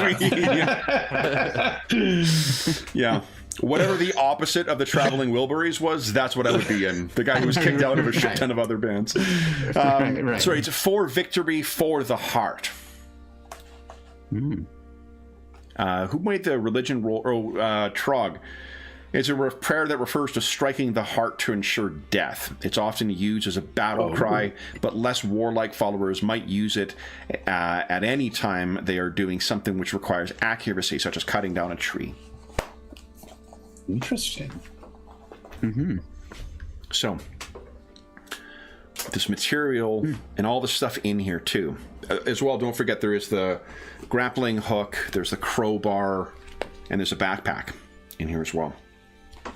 And also, Kevin, you may have said this already, but were all of these objects also covered in a layer of dust, like the? They were also all the smaller objects, with the exception of the dog, was in the backpack. Okay. But the backpack itself, did that have dust on it? The backpack did, as much as what? Not the caked mud though. The dust. Just the dust. It has about as much on it as what the journal or the armor or the sword did. Okay, cool. That's what I think we're all kind of figuring out. I've officially saved the loot list then, so nobody edit it now. Okay, I'm gonna edit it right now. You said no. So this seems like a safe place for you to sleep this eve. You just have the door can be sealed, and to the halfling's credit who made this place, it could easily hold a siege. Might even, if not keep out, certainly delay a wyvern from making its way in. The storm shutter is closed. You need not worry about the weather. The weather will be a surprise for tomorrow, but even with the flooding, even with the dust that is in here, even with the stale, stink from just being in a hole, very quickly, once you start burning some of the wood that you find in there that has been dried, they must have picked a specific type of wood, or it must have been infused with an oil of some kind, because there is a wonderful, almost like baking aroma that fills this place. Halflings have a real knack for making their homes feel homey. And the light from it is surprising in the way that it carries around this main room. because of their specific slats in the oven itself, it casts light in such a way. And you can see there are some dim mirrors set up to ensure that light is carried all to illuminate this entire room in a cozy glow, even with just the oven going. What's the meal that's made tonight? You have a good choice of a lot of preserved foods plus whatever you've got. I would be excited to try something from the new cookbook. So I think to learn, let's see here. I think there is an effort to learn the recipe, I think that's right. if I recall. It might be a campsite task. camping action. The discover special meal. So discovering the special meal is something different from it. Unless you're There's a learning meal from the recipes. companion.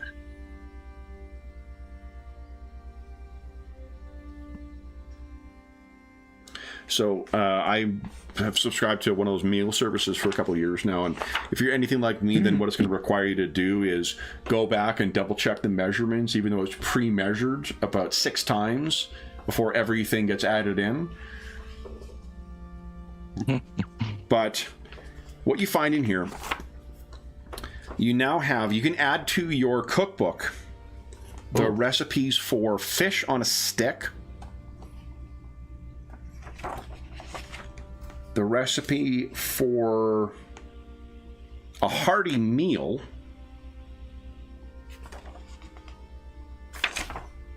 and You mentioned halfling pancakes earlier.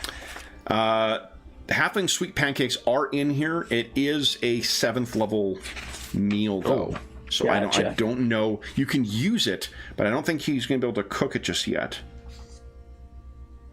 I don't know how level gated this stuff is. Let's see here.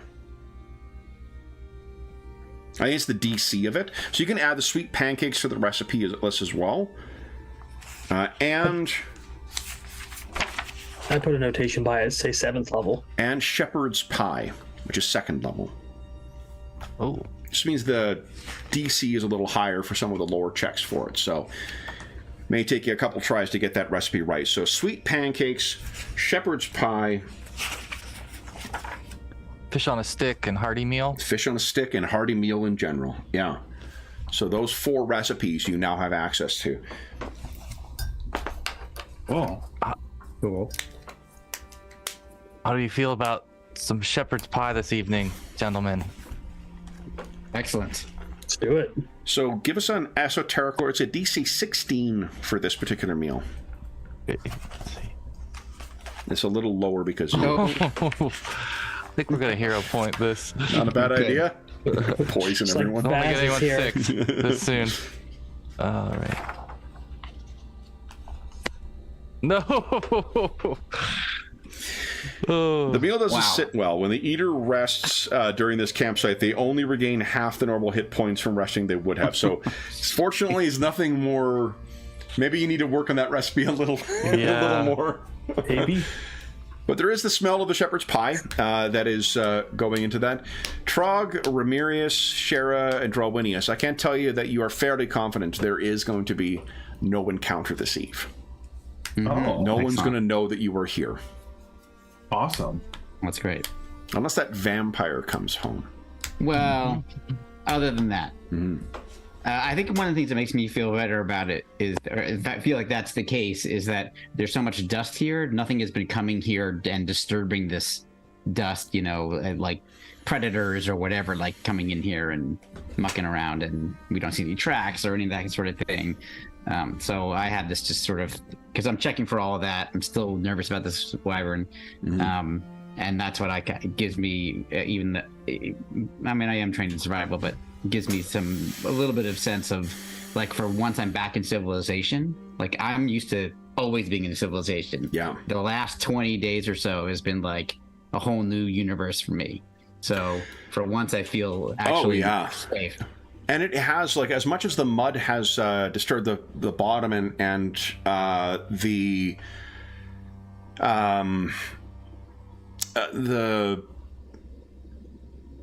what do you call it? There's dust that is accumulated everywhere. Like, now that you can see the full light in here and you're sitting down and looking around, like, it's a very fucking cozy place. And in fact, you realize that there are skylights that are not opened. Likely sod has grown over them as well too, but like, this place was at some point a very welcoming home. It would likely take, just because of the mud that's come in here and whatnot, it's going to take a couple of either some useful magic or a couple of days of labor, but yeah, this place was definitely built to last. Wow. So, what do you guys do this evening? Trog, we should annotate where this is somewhere on a map so that, you know, if you ever want to come back. Not a bad idea. Trog hovel. Trog hovel. Uligor says, no harm in having a hideout, no? True. Especially one that doesn't force you to eat fish every. He looks over at you and his eyes, once again, narrow. No, it was meant to be like, you know, a good thing. Like, Yeah. So, anything else? We're this evening. I'm assuming you're all going to keep watch. You're all going to, like, for instance, Drowinius, all you've done thus far with that journal is just flip through it. You have not spent any time trying to read any of the entries, so you could certainly do that. I'll definitely spend time doing whatever amount of time I have that I'm awake doing that. Okay. I think you probably smell it with it, or realize it with the first bite that has gone off. There are other preserved meals you could have in its place. So if you wish to eat the shepherd's pie, because you know how it is, like when things have gone off, you kind of know after a bite or two whether this isn't right. Although I think I've told my story about the pumpkin pie made with rotten pumpkin before. Oh, I don't know about We that handed it out. I got the first piece. I went, sat down with it. Mom hands it out to everyone else. Everyone else takes one bite. Like, oh, that's gone off. And they look over at me and my plate's fucking empty. I'm like, what?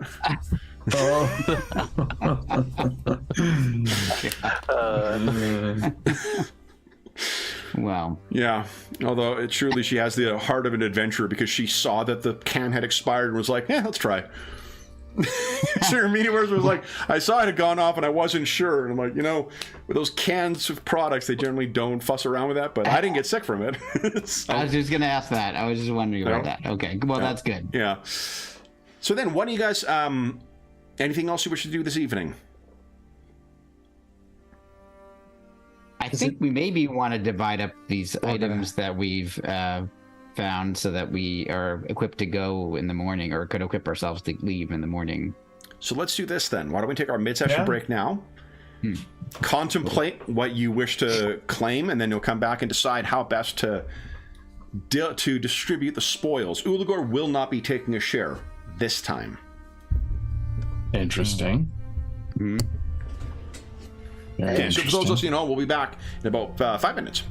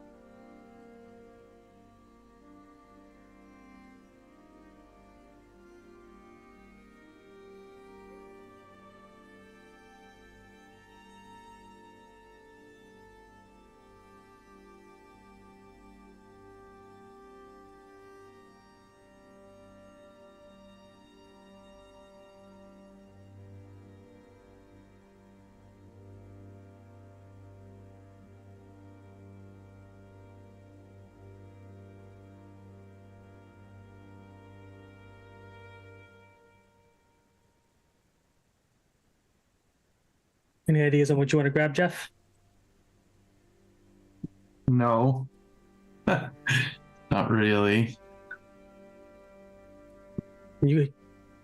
Trug has dark vision, right?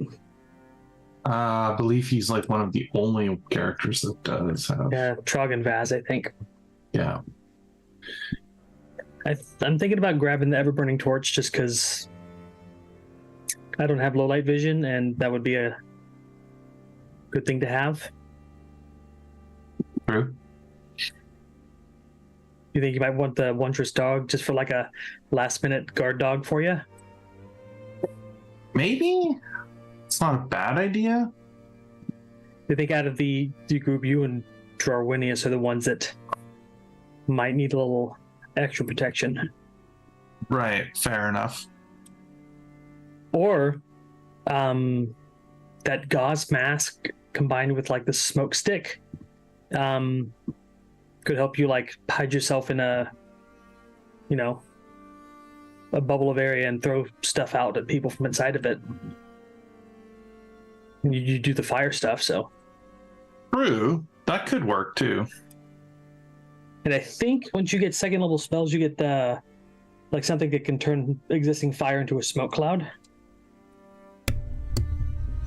It's a spell, I think. Pyro something? Pyrotechnics? What are we talking about? Oh, just Just the items. Oh, yeah. Yeah, pyrotechnics. It's a third level spell. Anyway.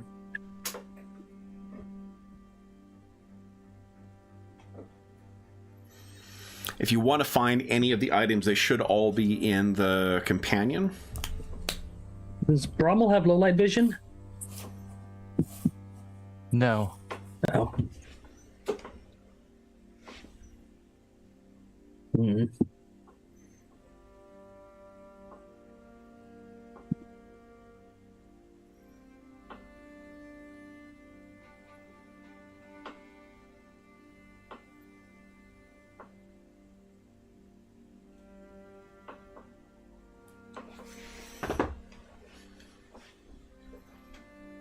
So, are there any thoughts on how to distribute the magic items? I'm leaving it entirely to you guys.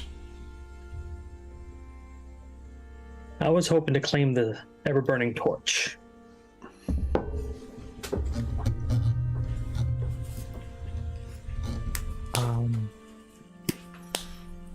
Forgive me, what was the sun rod? You strike, it's an alchemical device. You strike it against a surface and it glows for a certain period of time. It's like instant torch. Yeah. It's like an alchemical flare almost. Yeah, like fire. And the smoke stick is almost like it, but it puts out smoke instead of fire.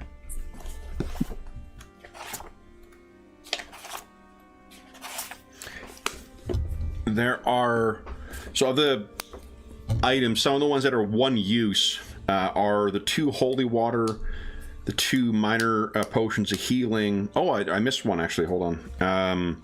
I thought you mentioned a claw. Yeah, the thing. claw. Yeah, it is an owlbear claw, which it's a consumable item. You attach it to a weapon. And then, if I recall, you can expend it on a critical hit to have the weapon use the weapon specialty effect on a crit. Like each weapon, if you're a fighter, you have access to this ability, but every weapon has some kind of specialty ability, so it might be like bleeding or whatever. It's different for each weapon. What the owlbear claw allows you to do is if you critically succeed on an attack roll, you can trigger it and then gain the critical specialization effect of whatever you're using. Wow. So the consumables, 2 doses of silver sheen, 2 holy water, 2 healing potions, the owlbear claw, the sun rod, and the smoke stick. The regular, not magic, but valuable items. Remember, half plate armor is a very expensive item in PF2. So the half plate, the ever burning torch, the candle cap, the onyx dog, the longsword +1, and the gas mask. I mean, I can make it easy from my point of view, which is I just could use a potion of healing.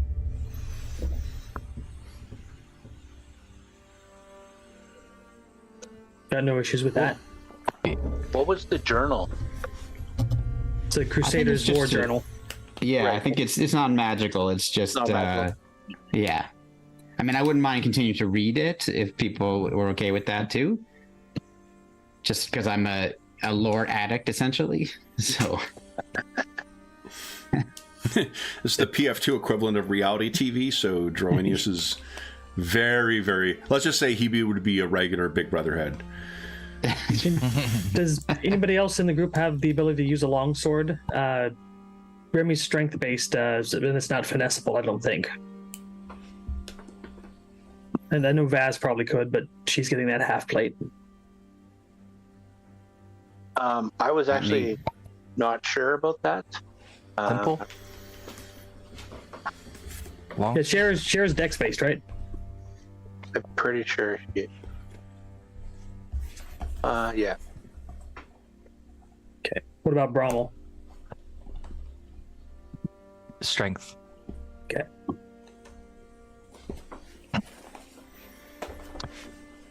I mean, Remy does have a wand of magic weapon, so he can make his sword a magic weapon by casting a spell. So, Oh, Well, it said that it could be used as a focus or divine spells. Mhm. Is there someone that can take advantage of that? not currently. Okay. What's Brommel's to hit with his, sword? Let's see. He's got a 6. Okay. Sure, we're even on that one. So, Yeah. do you have a preference for anything else, or do you want the longsword? No, I don't really care for the longsword. I think he's very loyal to his Aldori sword, even though he knows it's likely inferior to this beautiful one, and would gladly hand it to Remy. Okay. If I take the longsword, that'll be it. All I take then. So there is an ever... I'm assuming you guys take no issue with Vaz taking that the plate armor or half plate armor. He's the only one that can Not use at it. all. Yeah. Okay. If it fits fast, then that's wonderful. Let me It see. also makes sense for his character to have. Yeah. Mhm. yeah. Great. I think normally you would see that, like a lot of goblins, Strogg is quite greedy and would be like, looking at things and like wanting them. But I think while you guys are kind of all like deciding what to pass out, you can see he's like unwrapped the unicorn horn and he's sort of like looking at it and like, wow, whispering to himself, like, did you see that? That thing like took that vampire out. He's like sort of reliving the thing while you guys are all like, look at this new treasure. And he's like, oh, look at this unicorn horn. He's obsessed, clearly. It's starting to get its own lore. Yeah, Yeah. totally. In his I'm gonna have mind, to- for oh. sure. I'm gonna have to write. I'll be the first one to write about it, I think. So I'm excited that you're so obsessed with it too. Oh, fair, yeah. I think Brommel might be interested in the owlbear claw, if nobody else is thinking of that one. You're welcome to that. Okay. What's great is like because all this stuff is in our compendium, I was like, oh, I can just drag it onto my sheet. Yeah. It's awesome. Wondrous dog? Yeah, I was discussing with Jeff that maybe him or George could use it because it basically summons a guard dog, and there are 2 casters. Yeah. Right. True. Jeff? Yeah, I mean, I wouldn't be opposed to it. He's, Yeah, go for it. if you guys mention that, like, oh, this would be really good for you, he'll probably be like, oh yeah, this is wonderful. and he'll take it, and it's like, maybe that breaks him out of his spell, like, that you guys are offering him one of the cooler items. It's like, oh, great. It's a command word, right? Yeah, I was gonna say, I'll show you how to use it and like point out the command word, etc. Perfect, yes. I appreciate it. That's for me. Anybody have any like candle cap? Anybody looking forward to that?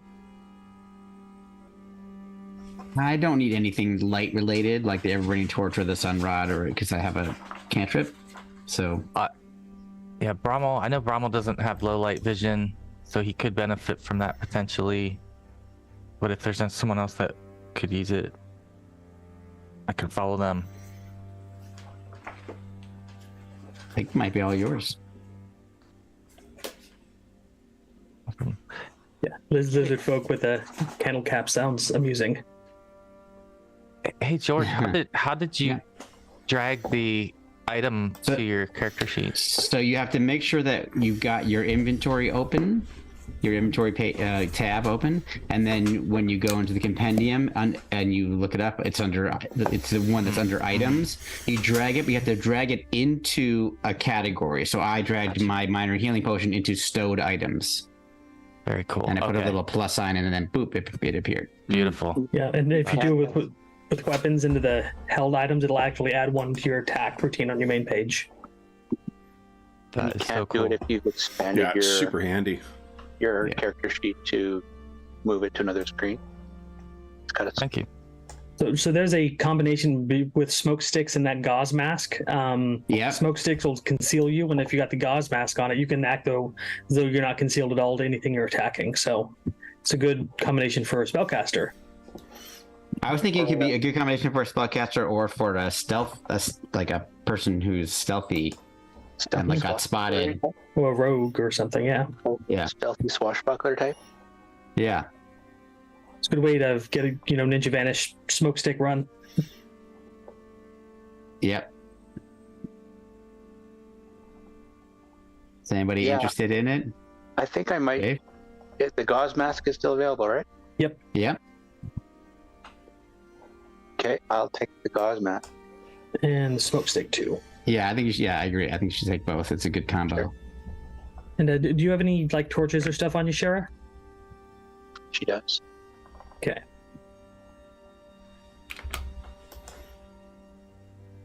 We've also got I don't know if I missed it. Did anybody take the silver sheen? 2 doses of silver sheen.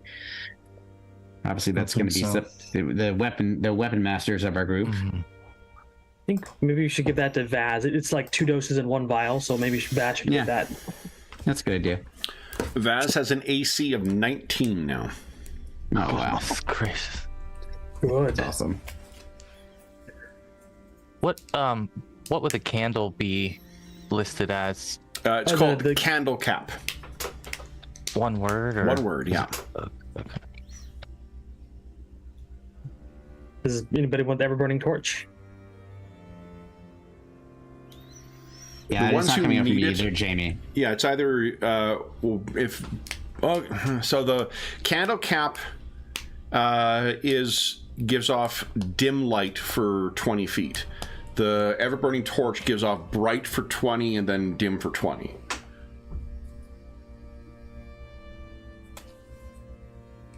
Who's been the torch? Remy, you need a free hand to do magic, right? I do, yes. Brommel, do you need a free hand to do your thaumaturgus Yes. stuff? Yes. Do you? Okay, yeah, so that puts you in kind of the same position. Shara, do you need a free hand to do anything?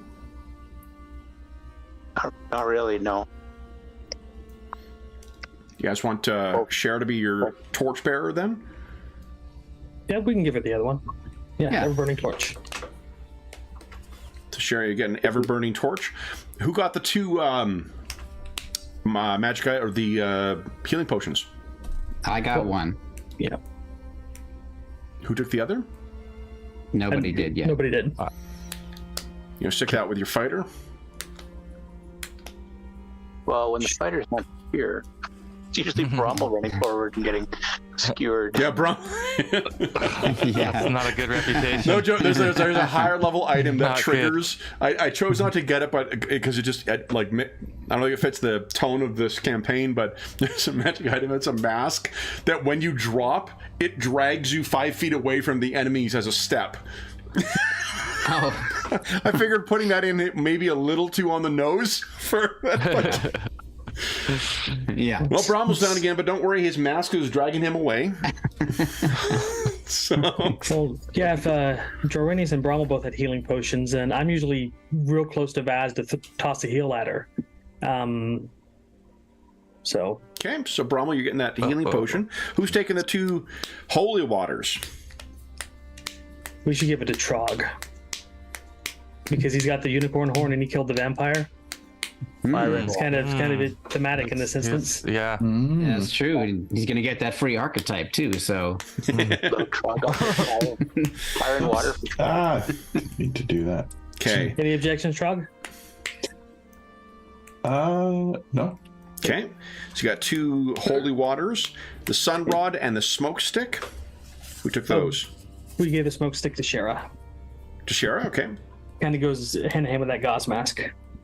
Oh, you got the gauze mask. Yes. Okay, cool. Sure did. And the sun rod? That's another instant torch. but it's consumable, right? It's a one-time Consumable. use. One-time use, yeah. I don't know. Who did I miss I it? feel Or like- who took Shadow? Frog. Trog. That's the dog? Yeah. Yeah.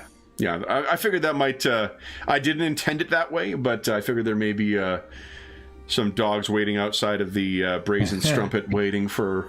Yes. Jorwinius, do you have any torches on you in case your light spell fails? I do not have any. How about we give you the torches, sun actually. rod just in case? Sure. That's cool. Awesome. Here we It's go. always Putting it something to right have a in. backup, like, Yeah. No, that's great.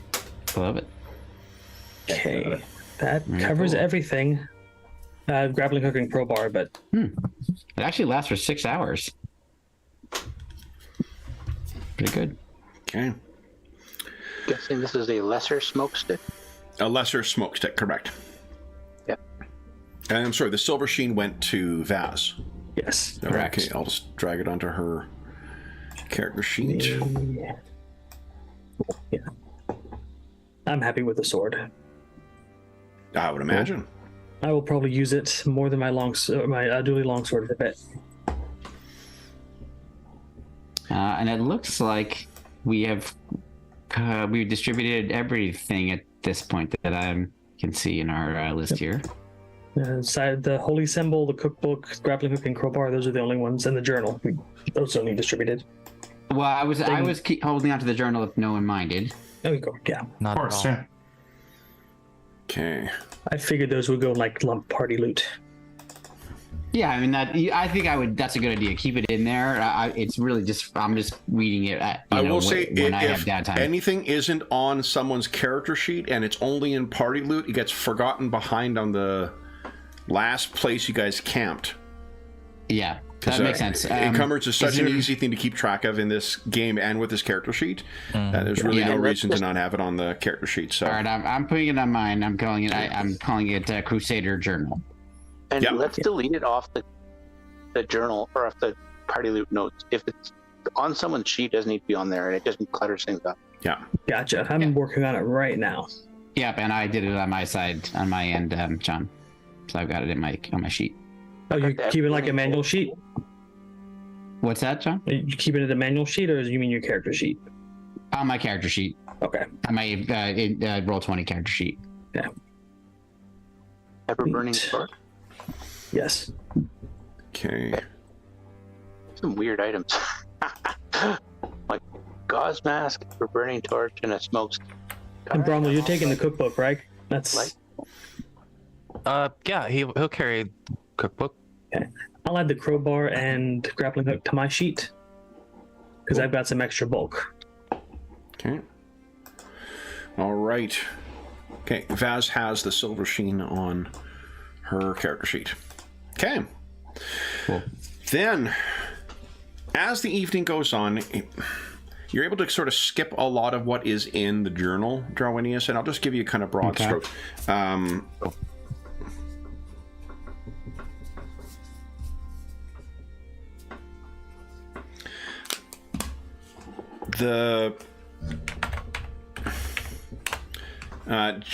It's Jacob was the name of this crusader. He had no surname.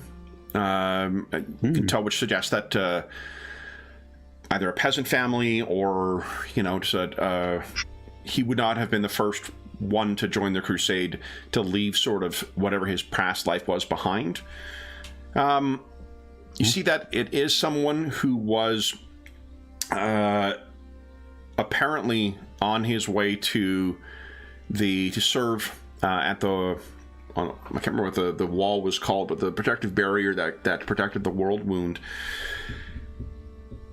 And it seems that he, after having traveled through Ustalov, he and his companions were hunted by something. Something that only came at night, and something that seemed to enjoy the fear that it instilled in these crusaders. Of the 6 of them, it took less than a week for it to be down to 2. And to having faced something similar, I think you can appreciate the challenge that he faced when this creature made him watch as he killed the last of his companions.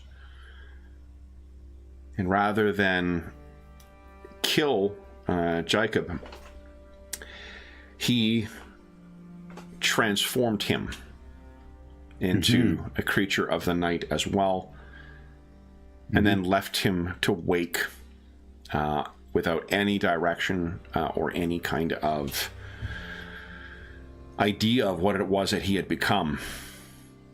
Jacob somehow managed to keep his mind about him. He speaks of a unforgivable crime that he committed in the depths of a hunger that he had never known before. Doesn't give particulars of it, but he speaks of how he would hide himself. He speaks in his writings about a base instinct to avoid just letting himself cook in the sun. It was almost like there was something within him, a deep hunger, that prevented him from simply killing himself. He talks about how he found a place to hide, and he tried feeding on only animals. But it seems like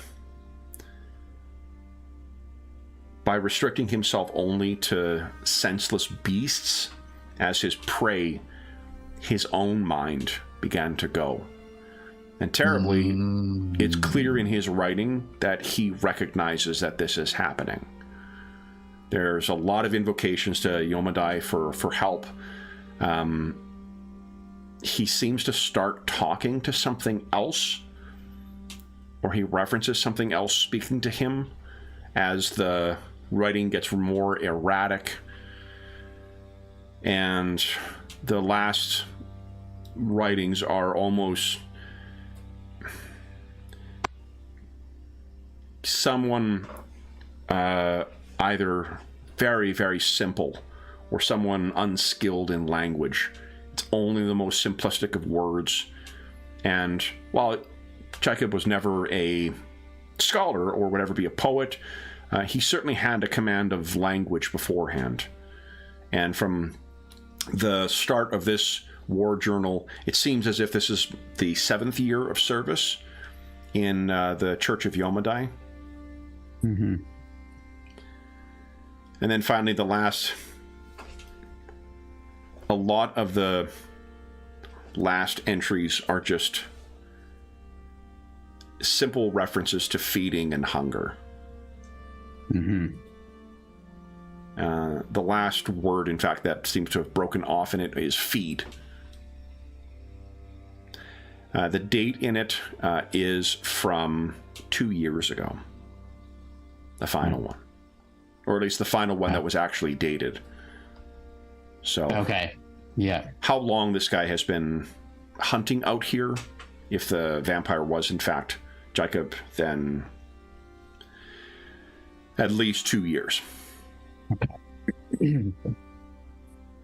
Now, Well, you I know, put all you that haven't in heard then. of anything, Yeah. any such thing preying on folks out here, so the fact that you didn't hear of anything, and that what's his name and his wife at the fort, they hadn't heard of any similar such thing. Oleg's outpost. yeah. They hadn't heard of something Interesting. lurking in the night either. Maybe he was successful, and even though his mind was gone in restricting himself to feeding on beasts, but Yeah. All right. So- I took all those notes and I put it within the journal on my sheet. okay. We'll assume that as you guys, that maybe Drobinius is telling you this, the fire burning, Is a shepherd's pie supposed to smell like that? Recipe says.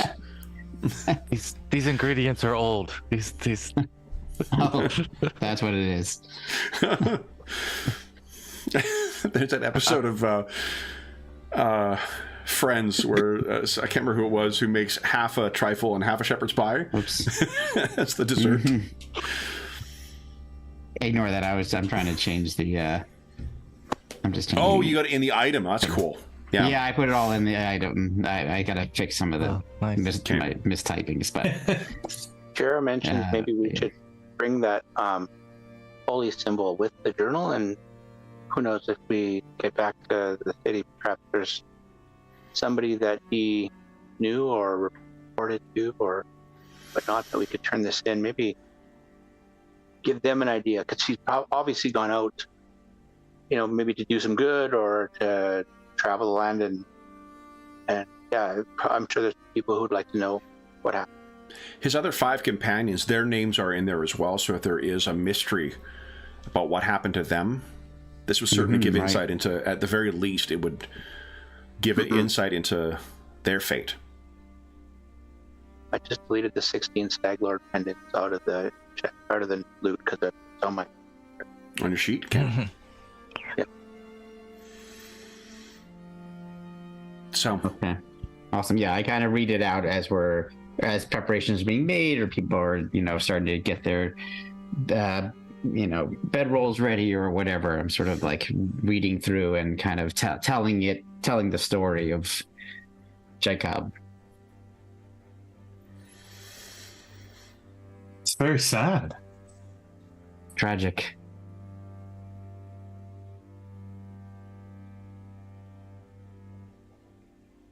And we may have been the ones who were responsible for putting him out of his misery. If that creature we encountered was in fact him, just seems possible. It's quite possible. Likely saved a lot of innocents. True. Especially if He would have. over here. Yes. And it seems like this is what he would have wanted us to do. He could not kill himself. He did his best to not kill others. He just went mad. I hope this is true, that the creature and Jacob are one and the same. But we should be still cautious this evening. yeah, That you is a think of good the thing point. that you faced out there, and it was in such rags. When you face it, hard to think that it could have been a Mendevian crusader, but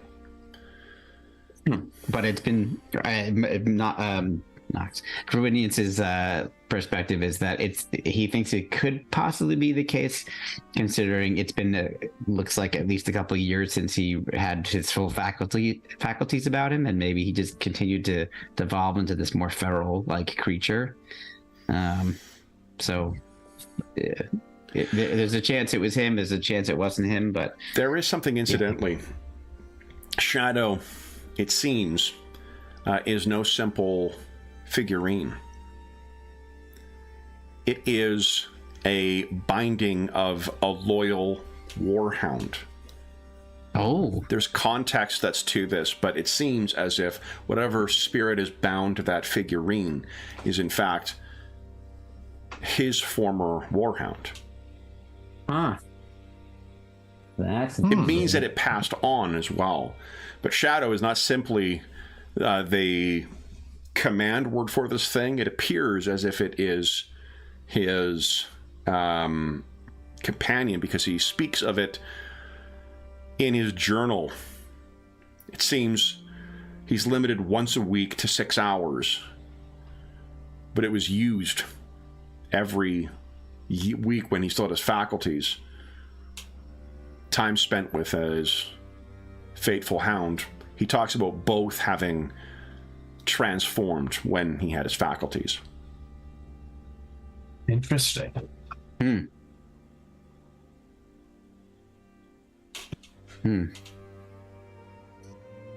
Perhaps be careful with that drug the first time you use it. Yes. Good advice.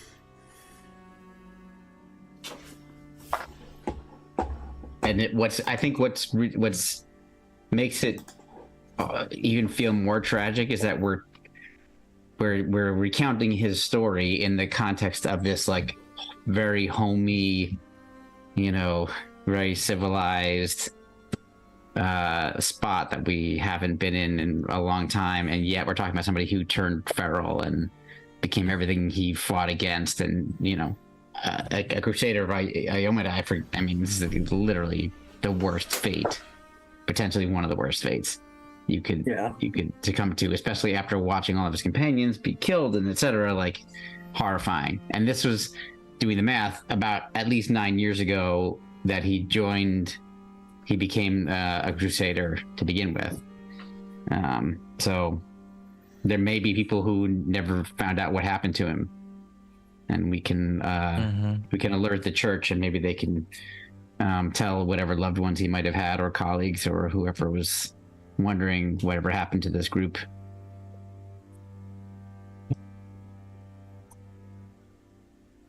I feel like there can be some sense of a closure, at least, for those involved.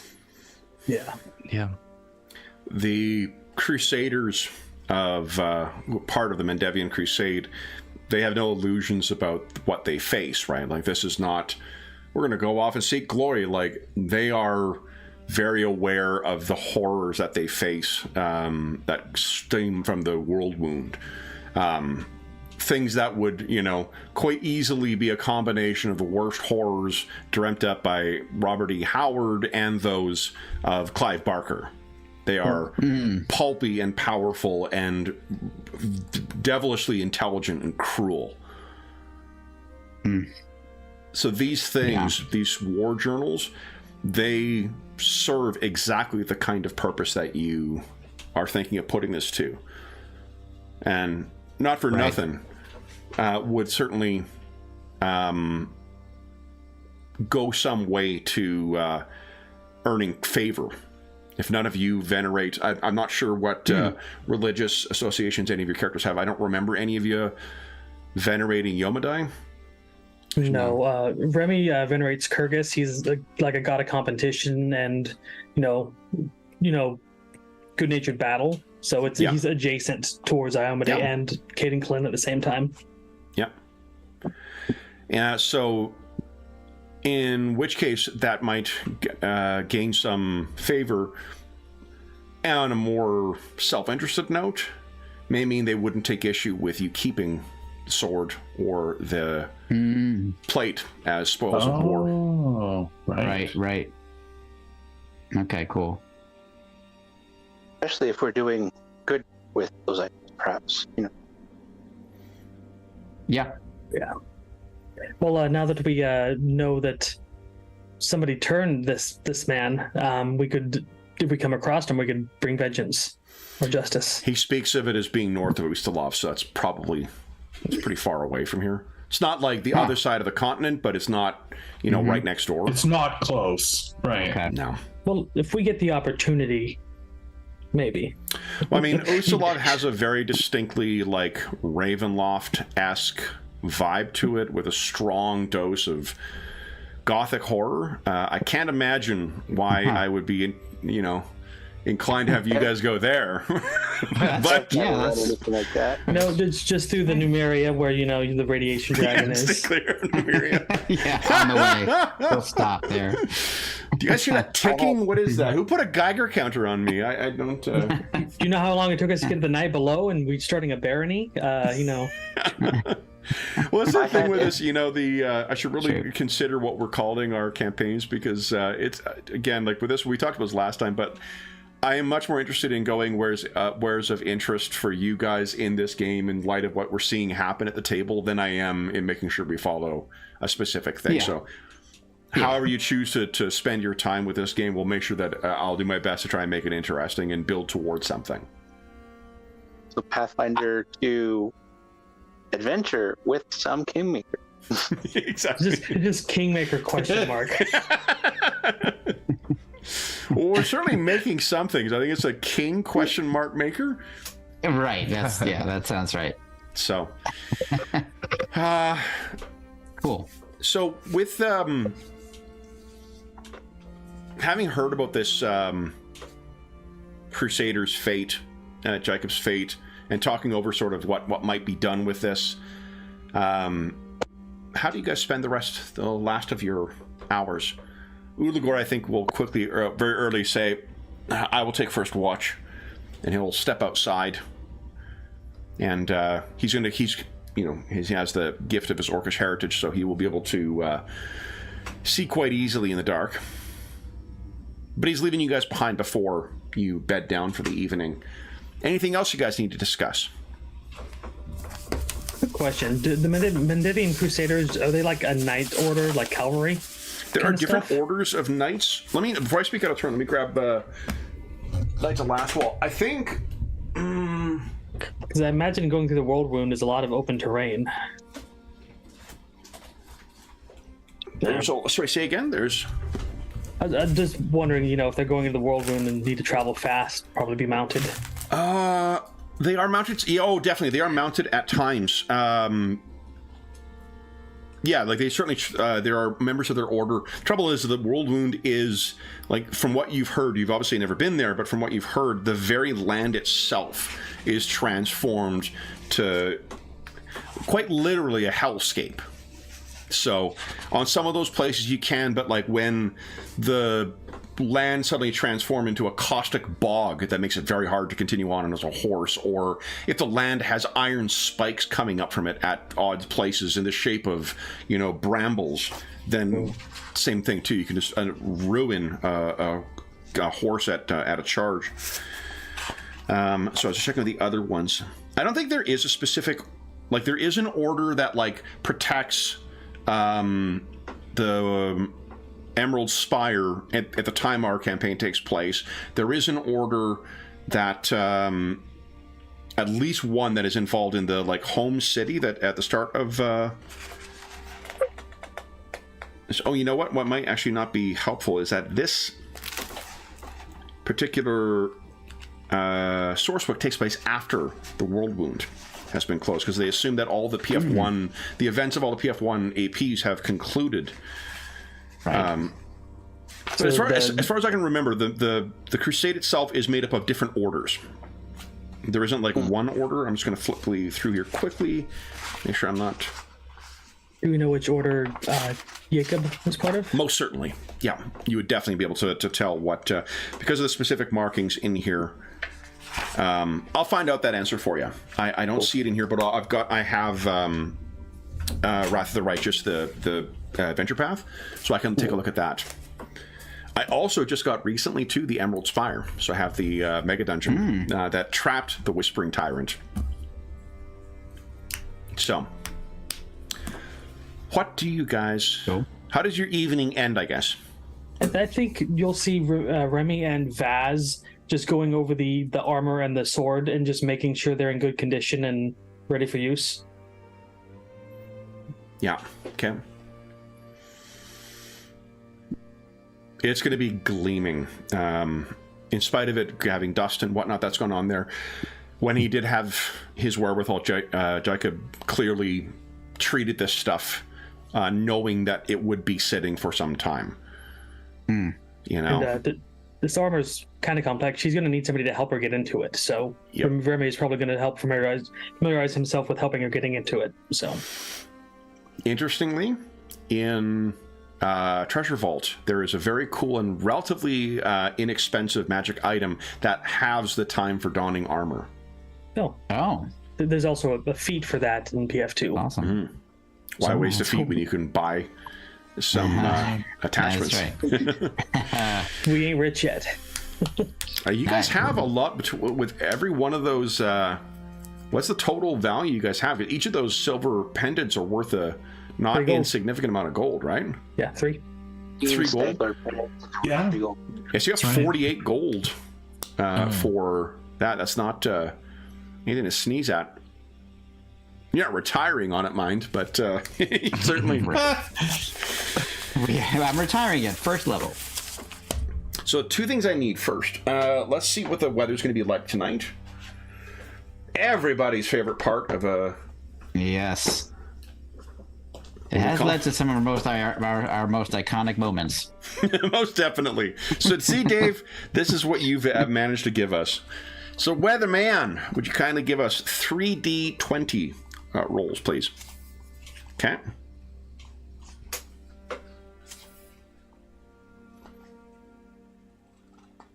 Oh, we having dramatic pauses again? Oh, there we go. Okay. So, it is springtime, which means there is no rain tomorrow. The weather will remain. It's going to be probably in the like 10 to 14 degrees Celsius. So, fall jacket kind of weather for the Fahrenheit folk. Got it. That's for me. It's actually got to be freezing for me. The Fahrenheit Folk was the name of my Pet Shop Boys cover band in high school. And then there is no inclement weather either, so it's going to be a relatively. It's pretty close to weather though, so it's going to be overcast tonight. Then, guys, close to a rain roll. Overcast this evening, which means that field of vision is going to be limited for those without dark vision. But it'll otherwise be a pleasant night. Who is on second watch? Should have that other than our party loot thing. We have a SOP for our order. Yeah, we do. Right. Do we? I thought you guys did. We don't have a watch. We got single file for like actions when we're moving in exploration mode. Yeah. Should we just? Okay. Yeah. We usually structure it to where Trog and Vaz are watching in the darkest night, and then it's the others that pick up. So it's probably going to be one of us for. Rommel could go after Oligor. We're gonna double up. Have 3 watches. Well, you need the extra time because of the number of people who need to sleep. Remember, the more people who are in the party, the longer you need in order to cover all the sleep that's needed. Your watches are shorter, though. So that is good. I can tell you. There's what, 70 today? No, 68 today. 3, sir, 3. All right. We'll do a watch list. It'd be like single file. Here we go. Yeah, we should do that. 6 of you, 9 hours, 36 minutes for sleep, and there are 1 hour and 36 minutes for each of your watch. Carwinis, do you like to go early or late? I guess I'll go early, if no one else objects. And then Cheryl will wake Trog. Trog will wake Baz. Baz will wake You would Rommel or Remy want to go, and then I'll go. I think Remy's last because of the that'll be like pre-dawn by that point. That's what I remember from you guys before. Remy was the last on watch when you guys were at the fort. Yeah, that's true. All right. Watch order is now in the sheet. Okay. Coming to a chat near you. So, how difficult do you think you all find it getting to sleep tonight? It's honestly, like, temperature-wise and whatnot, is going to be the most comfortable sleep that you've had since you left. I mean, apart from, Oleg's fort, the trading post. I think initially for Remy, it's going to be a little bit restless because after getting spooked with the vampire thing, and he knows you can turn into smoke, it takes him a little while to wind towards the sun coming up, he's more or less not agitated. Okay. Well, let's get through the evening first before we talk about the dawn. Right. So he sleeps fitfully. Okay. Shara, Brommel, Trog, Trogwinius? I think even before we go to bed, I think Shara is thinking about this poor Crusader guy, and she probably goes over and sits with Trog for a bit, and because they have some shared history of baking, and so she's like, "We're doing good, right? Like we've done some good things," and I think she's trying to get like Trog to like, "Yeah, we're doing good. We're making a difference. We're doing good. We're doing making the good. world a better place." Can you do enough to like make bad things that you've done in the past go away? No, I don't think so. Can you make up for it, maybe? Can't make them go away?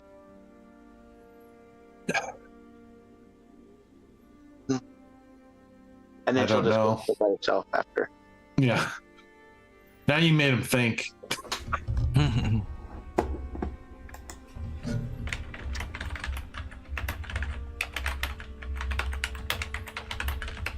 Once a bandit, always a bandit? Yeah.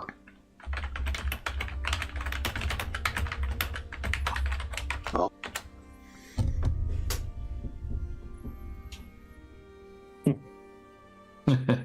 That's a good one. That is a good one. I like that. I think that's sort of Trog's philosophy, yeah. Okay. Brommel, how about you? I think Bromwell's a little bit maybe he doesn't like the fact that like we're off of the plains and we're in this hole, and it feels odd to him to be hunkered in here, like maybe a little bit trapped and confined.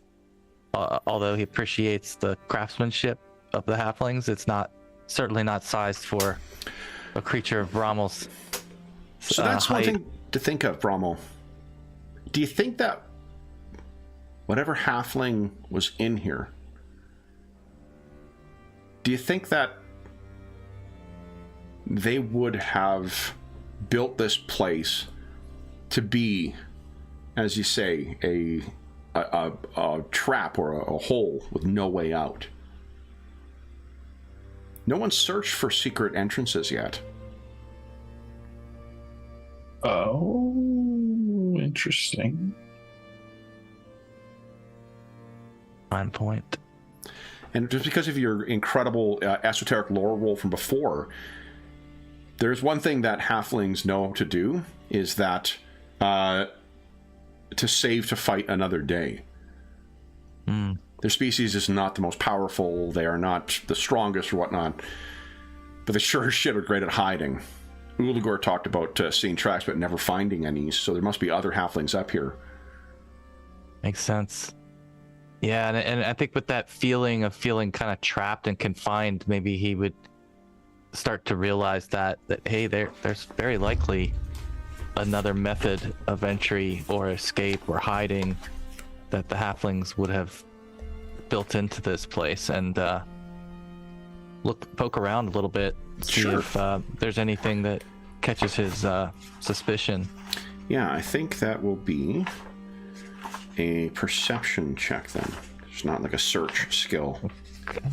I think that or thievery. Either of those, I think, would be applicable. Okay. Oh, everyone should have another hero point as well, too. Okay. So it takes you a little bit of looking around, and you're back down in that the storage shed, or not the storage shed, what do you call it? The cellar, or the stock room. And underneath one of the shelves, there's a curiously open place where you might think like someone... Everything was so orderly and organized in here, to the point where Shara's, methodical mind was able to think like, you know what, maybe there's something behind here. So it's curious to have something at an easily accessible height for a halfling that's clear down there. And by going down there, what you find is that there is a very well concealed false wall there that leads out to a reinforced tunnel. It would be a squeeze for you to make your way through here, for sure. But it's certainly high enough, like, it would be high enough for someone Trog's height or a halfling to scramble along the way you guys have been scrambling along in this place. You put your hand up, and it's cooler in there, likely because it's not, warmed the way the rest is. There is no breeze, though, suggesting it's not exposed to the elements on the other end, or perhaps the tunnels collapsed at some point.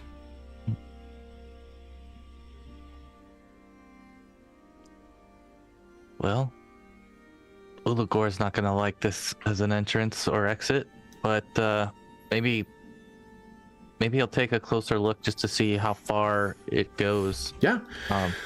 You're able to get yourself down, and it's because of the nature of your physiology. It's actually fairly easy to get yourself down. You seem to be more long than you are, like, wide. So you're able to get yourself down.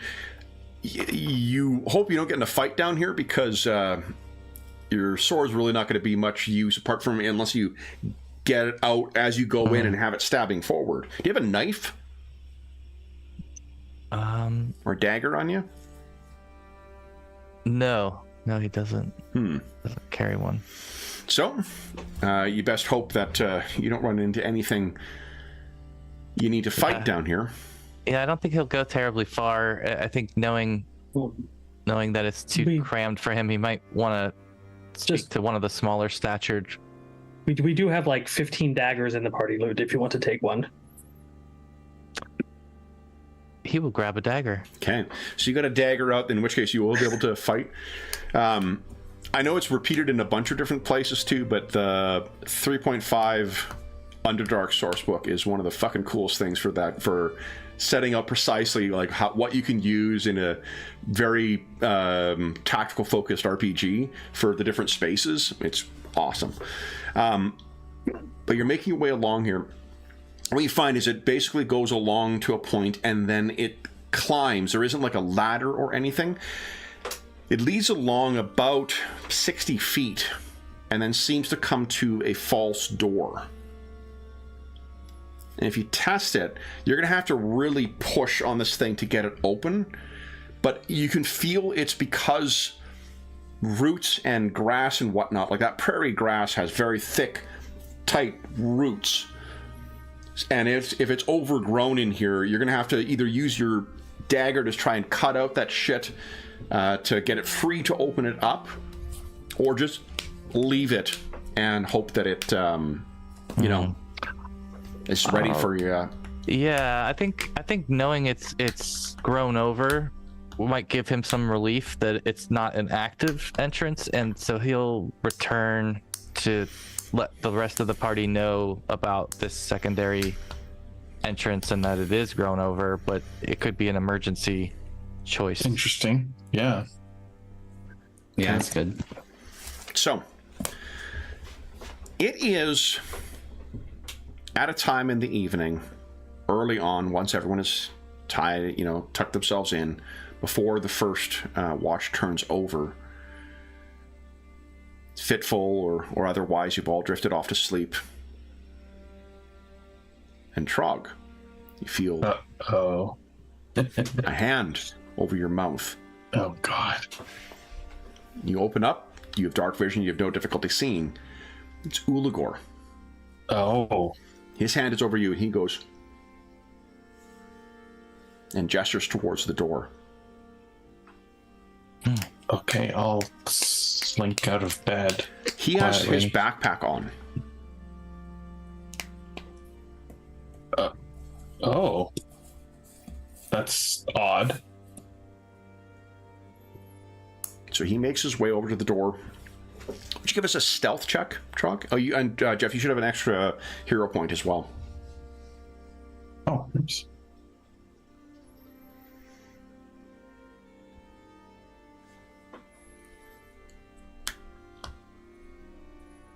Stealth. Let's see how you do. What? You satisfied with that? Yeah, because he doesn't know the circumstances of even why they're sneaking. I think he's like, you know. Okay.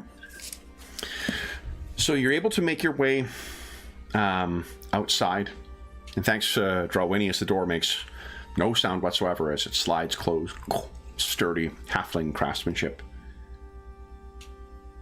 And Uligor, when you step outside, he looks at you. Where's your backpack? Where are we going? Are you intending on staying with these? That what? I've been Yes. waiting for you to tell me. To tell me you're ready to rob them and make our escape. Oh. I do understand why you would think that, but that is not my intention. You're not... Are you really going along with this? You think they can build something here? I do. And I want a piece of it. A bigger piece than we've had previously. I'm tired of fighting for scraps. I want to be someone. Someone important.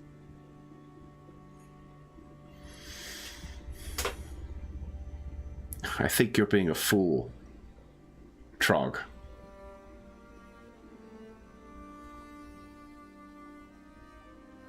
I must admit, most of my plans have never been very well executed. But I feel that this crew is worth committing to.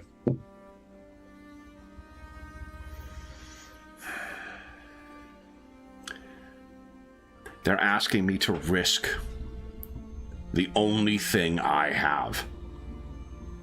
The only thing of true value. His hand is resting idly on his sword. Right. I know you don't trust them yet, but I think if you do put your trust in them, they will not let your actions be in vain. Why don't you give us a diplomacy check, please? This has never worked on him for Trog. This is how we got in big trouble last time. Satisfied with that? No, now we'll use the hero. Yes. Much better. So his eyes lock with yours.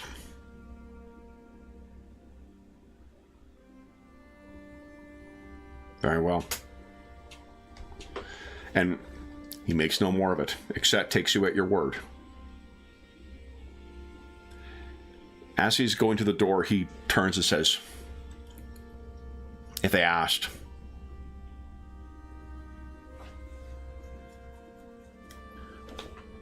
tell them I wanted you to relieve me. And he heads inside the burrow, places his backpack down returns the silver he stole to Shara, returns all the potions that were pilfered, and the longsword is back beside Remy again.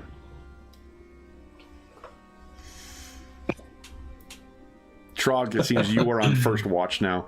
Yeah, he'll take watch. Do you make any mention of this? You have an hour and 36 minutes to think about it. No, I mean, not immediately, that's for sure. It might be something we talk about later, but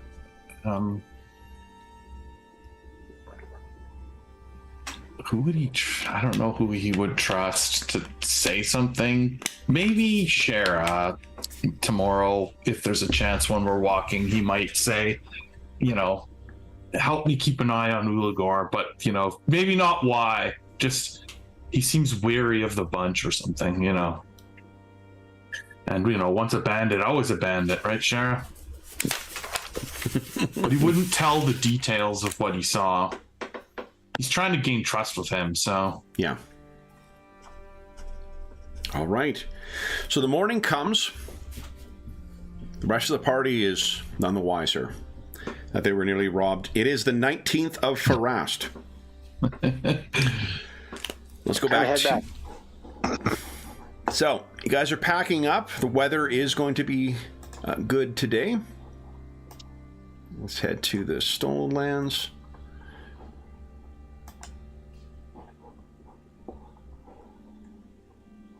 Go. Loading, loading, loading. Oh, come on, map. There we go. All right, so the next trip, it is one. I think it's one hex you guys can move per day, right? Yes, unless we hustle. Oh, yes. So, what are you guys thinking for the day? How many total hexes do we have to travel? We have to get 8, I think, to get back. Okay. And how many days do we have? It is 11 days until the end of month. We had like 3 days of leeway. Yeah. So I do think we should hustle, but maybe not today. I don't know. Yeah. We could hustle on today, given that it's a nice day to travel.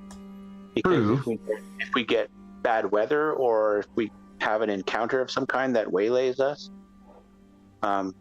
we might need a rest day or something along the way. That's fair. I vote for hustling. You vote for hustling? Mm-hmm. It will fatigue you guys. Yeah. And that affects us how? All target number, all checks you make and whatnot will suffer a -1. I think And, you also lose 1 AC. We also can't do exploration activities while fatigued. So we just go at a normal pace, just 1 hex a day, and just hope that we can avoid. Yeah. Trouble? I mean, we have to survive to be able to make it back. If we start running out of time, we can hustle. It's a good point. We'll be closer to civilization too. Yeah, let's go normal speed then. Normal speed? Normal Okay. speed, and we're not going to do any scouting or trying to avoid anything. We're just going to go. Okay. That'll slow us down, yeah. All right. Let me make some secret rolls here. Plus, we got to break in that half plate for Baz. Right. All right, so you guys are making your way along today. And that is where you will end up. I'm going to need to adjust this. It's so irritating. Roll20 does this on all their things where they make the map so it is precisely the size of whatever the display is. It's incredibly fucking frustrating. So when I move out, it just reasserts it back up at the top. So it doesn't matter how small I make the thing, it always keeps realigning the top. It's frustrating. Yeah. No, it drives me insane. I wonder Let me see if I can try and fix something. Maybe there's a workaround I can do here. I don't want to resize the page because then I don't want to accidentally break the display if it's all going to align to the top. But I wonder. Mm-hmm. I can adjust. Where is it here? Aha! Hold up.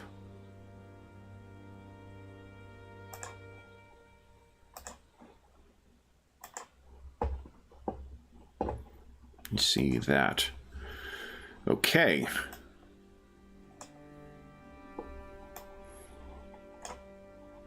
Yeah, just not letting me go down. God, that's irritating. The way I get around it is I use 2 map images, one bigger than the other one, and the ones in the background is blank. So yeah, like well, I can also you can resize the canvas on it too, but I'm just and then just drag everything down. That's what I'll do between now and next session. But in any event, so today, let's go back to enough grousing about the map. For those with the Kingmaker bingo, I've groused about Roll20 for the evening. So you check that box off. Yeah, I was gonna say we can take that off. Yeah. I guess the weather rolls is another box on that. Weather rolls is just it just makes me happy. Weather rolls is the middle. Weather rolls is the middle space. It's your free space. You know that's going to happen. Exactly. It's true. All right. Oh, what the heck just happened there? Oh, no, it's back to normal. Okay. We're not using Frostburn. We're not using. Sorry. We're not using Frostburn. Oh, they said. Sorry, I heard we're not using cell phones, and I'm like, well, no. Why would you be using cell phone? Yeah, I pull out my cell phone. I'm gonna make a call to rest off. Exactly. Oh man, does DoorDash deliver in the Stolen Lands? I don't know. All right, so it is near the end of the day when why don't you each give us a perception roll? Let's fill our mandatory box for that today. Man, we're in our last hour already. Holy smokes. I know. Got to line up something good for Ooh, Brommel. Yeah, 20 for Brommel. That's amazing. Right. Oh, what is going on today? Yeah. Okay. So Brommel, just because you got the nat 20, yeah, but those Shara and Trog and Remy will all be able to notice this as well too. You can see as you're getting near the end of the day, you've been traveling along the road once again. Is there anything you guys wish to do during the day?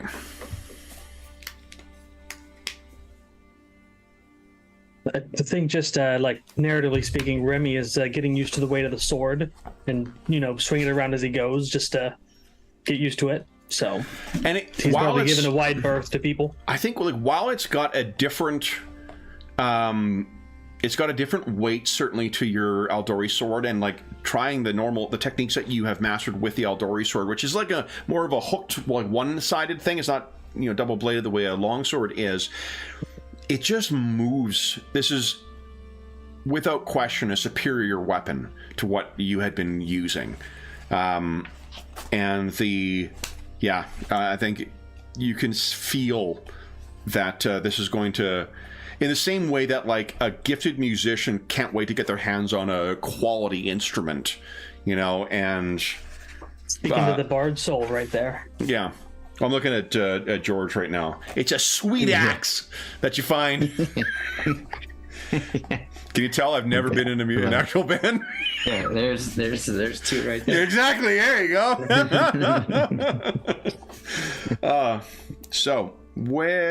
That's not true. I was in jazz band in junior high school. So there you go. Really? Yeah. Oh, well, and all cool. the bands I was kicked out of over the years as well. Right, of course. No, of course. So what you... Sorry, I was too busy being a smartass. I was looking something up here. What you can see is smoke coming from what is Brommel. You can tell is likely a campfire, and maybe it's just like there's I don't know what would be twigging off. It's not like the white of like a prairie fire or like from a lightning smoke. It's not the acrid black smoky fawn from like a burning building or something like that. Looks like a campsite up ahead. And I think Brommel, you can even... Is someone playing music?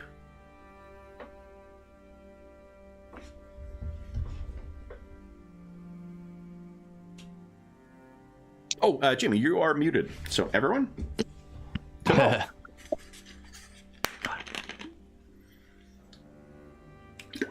Brommel says, we have some merry wanderers ahead, it seems, pointing at the smoke. Is that a flute? What was your roll, Remy? 22. It was indeed. He immediately remembers the woman they came across so early in their adventure that he might have wrote a story about. Turns out Remy's a bit of a creeper. No. He remembered this like folklore about a woman on the road luring people off the thing. And you know what? You rolled well enough, Remy. Do you have like any kind of bardic lore related skill? Performance and yeah, give us a performance check, please. Yeah, I'll spin a hero point. Okay. Yeah, this is definitely your. There we go. So, fucking, you recognize this. It is a really common song among. This is more among like the Varisians. It's a travel song. It's a hymn, technically, to Desna, to the Lady of the Spheres and the Lady of Travelers. It's for sure that song.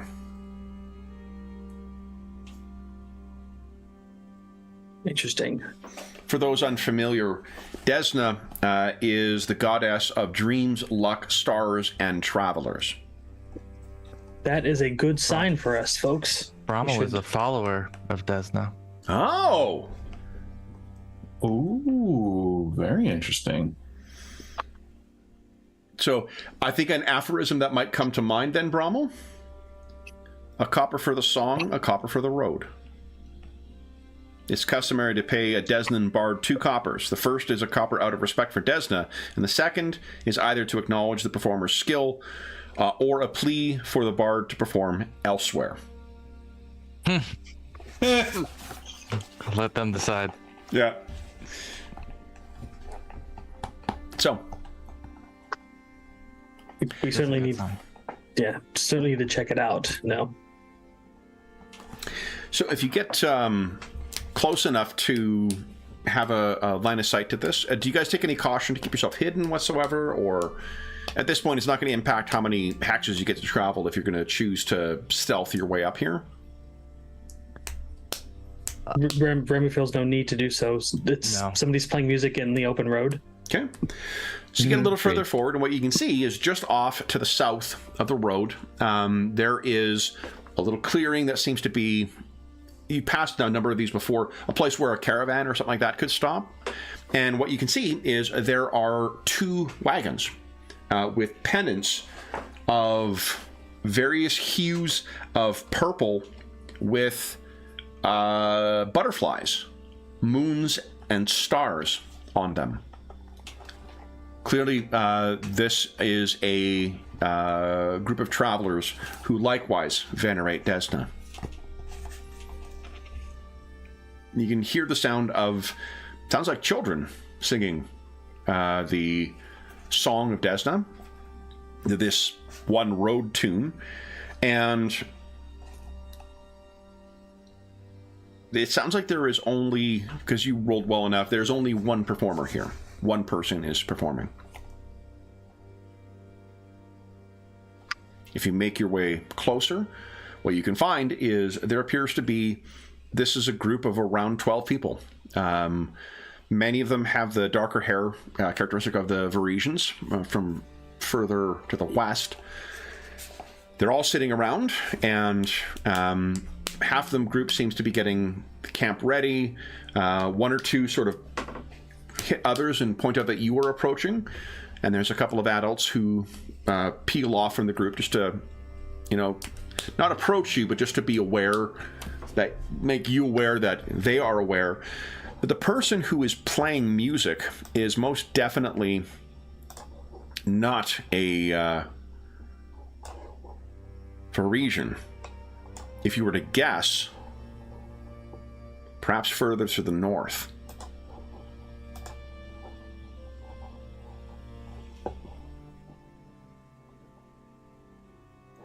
So, as you guys get within sort of close distance, or close enough so you're not like screaming at one another,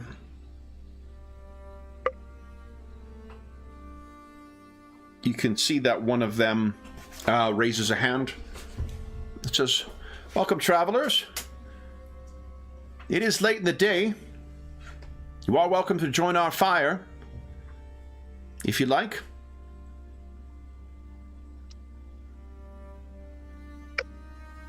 Look back and forth, and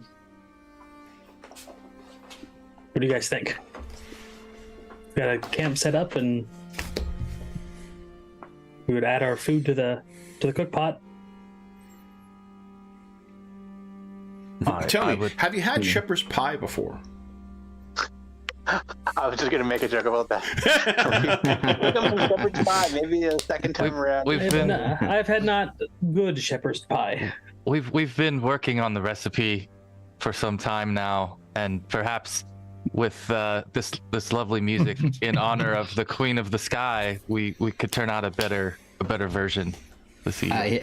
Perhaps they could give you some pointers. I would gladly take that from those who honor our Queen of Desna. Ooh.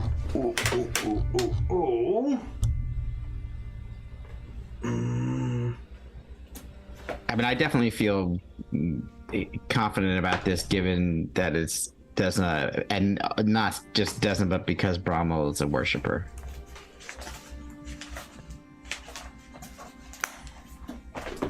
Doesn't Cade and Cullen get along famously with Desna as well? Yeah, they do. And I'm a Caden follower, or a follower of Caden. Seems a good opportunity to learn what might be happening. And Kurgis, the deity Remy venerates, is often seen in company of Cade and Cullen as well. So. Yep. I'm trying to find my... It's not the world guide. I think it's the travel guide. Oh, is that I thought your DoorDash finally came. No, there's a really fucking cool source book that came out for it. That is basically like, it would be like a series Bible, but for Golarion. It's got just like food. Oh, yes. So, PF2? I have that. Yeah, the PF2 book. Yeah, it's like a tour guide. Yeah, and I'm trying to find because it's got information. Yeah, it's like I have it. It's really cool. It's like culture and do you remember what it's called? Is it the Society Guide? Or? No, it's like the world. Oh, God. I don't think it's the world guide. I thought it's the travel. No, it's the travelers. Is it the world guide? Hold on. It's not in the room that I'm in. Yeah, because the world guide is the early. I thought it was an earlier source book that was like the setting stuff. Yeah, the world guide was a PF1 book I have. I want to say it's something with travelers. No, there's Lost Open World Guide. Yeah, I thought it was the travel guide too. I'm just trying to find. I'm certain I have. Something. Pathfinder Lost Omens travel guide. Travel guide. Okay, it is called the travel guide. So where the heck did I put it? Then High Helm Bazaar.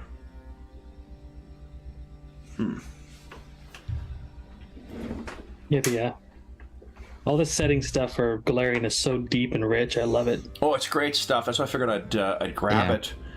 Me too. Give me 2 seconds. I'm sure it's very cool. Yeah, it's totally worth it. It's a great book because it's not a book about stats or crunch or anything. It is very much just immersive in terms of the world and gives you some cool ways to get a sense of what the various cultures and regions, etc., are like. It's a very cool. Yeah, it's a very cool book. Very well done. So glancing at what kind of food they eat and what kind of music they like and kind glancing of bazaars. At the Inner Sea guide for the PF1, and for us is like equivalent to March. So this is early spring we're traveling in. Got it. I got to check and see if they've released the special edition, because like I've been getting them in special editions as well. I wonder if they missed my order for it. Either it's one of the ones that before they started releasing them all in special edition, Yeah. Because I should have it on the shelf. I just don't see it there. Cuisine. Here we go. Man, Dorman would be having a fit right now. Okay.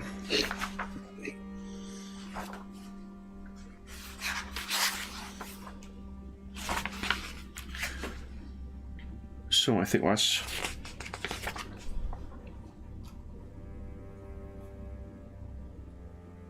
ooh, heavily spiced food you would smell. The fen pepper, something from Varisia's mush fens, has become the most in-demand spice in Golarion. So it would be that, along with, let's see here.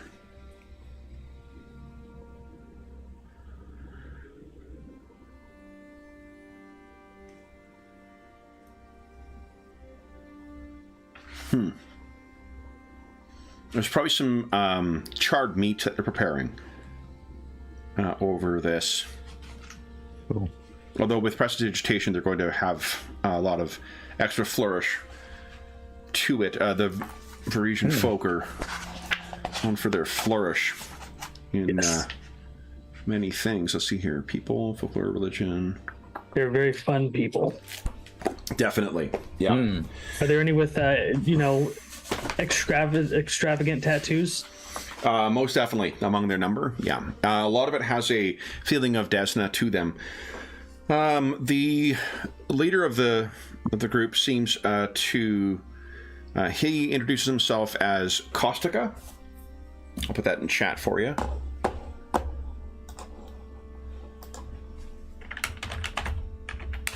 And he asks, kind of looks you all over. Brommel, do you have anything on you that specifically would suggest you as a devotee of Desna? He would wear some light blue, like a pale blue color on him that's closely associated with Desna. Like a sky blue. Yep. So he looks at you and, introduces himself to each of you. But when it comes to you, Brommel, he looks and he kind of, obviously looks at your colors on you. And he shares an aphorism that is very common among the followers of Desna. We learn from what is different. And what that means to Desnans is Desna's followers should accept others who espouse friendship regardless of ancestry or faith. That we do, friend. That we do. He says, please, come. The children will be fascinated to meet you all. Where is it you were coming from? You seem to have traveled a rougher road than us. There's mud and whatnot all in your clothes, right? Because you guys have been tromping through the grasslands for the first little bit. Well, we have been traveling east from the trading post for some time now. The man and his wife. Oh my goodness. They had mentioned that there were some who came by who helped. We had asked about the road ahead, and they had insisted that some had... He looks you over, he says, it must have been you. They said there was a chance we could meet up with you. Well, I'm very glad we did. Are you coming from the trading post or from the other direction? Oh, yes, from. We are heading east. My son. So, my son is close with the Lady of Stars. And Gregore, he dreamed of butterflies and swords. And you're never lost when following butterflies. Hey? Yet another aphorism of the Desnans. Remy nods, kind of like, okay. He doesn't quite get it, but he nods anyway. Makes perfect sense to Brommel. It seems the stars have brought us together. And surely not for a reason. We have one other stranger with us as well. Kristaps is his name. He's a bard and is a performer at least. And as is common with his types, he has a moniker. He calls himself Of the Mists. And as you guys make your way over, Kristaps finishes playing his song for the kids and flashes a great big smile and speaks with a Brevoy accent. And you would think, for those of you who are natives here, definitely with more of an Isian tone than a Rosslander. And so to the north. So he says, well met, travelers. You've have you come to join us for our fire as well? If you would have us. Oh, and he looks you, Brommel, Remy, and Shara. 3 sword lords to protect the camp? Not lords yet, more scions. Sword scions, as you would have it. Well, welcome. Ulagor is keeping his distance. Shara steps back and she goes, no, not me. Who's the other scion? I remember. The truck? It's Brommel, Remy, and Vaz. And Vaz. Oh, yeah. Truck, no. Oh, right, Vaz is. Forgive me, yeah. Yeah. So then, right. He sits down, and the Kostka will bring you a fairly potent red wine to quench your thirst. Did Brommel share that tidbit about copper pieces to the bard? Yes, yeah, he'll share that. Remy will hand 2 pieces to the bard. A copper for the song, a copper for the road. Yes, and he'll say that. Okay. Well, thank you. So it's good to meet a fellow pursuer of the arts. Oh, are you a performer too? Yes, although my instrument is my voice. Wonderful. I'm always happy to accompany a vocalist. Tell me, are you familiar with the first star of Eve? That's a Desna song, right? Another very common Desna song, yeah. You don't need to make a roll. You would certainly be familiar with it. You can choose to say you're not if you'd like to. That's familiar enough, although I believe I was a child when I last sang it. Well, truly, there's nothing like a live performance to keep with spontaneity, okay? And he sits back down, begins playing on the flute, and it's exactly that song. What does everyone else wish to do?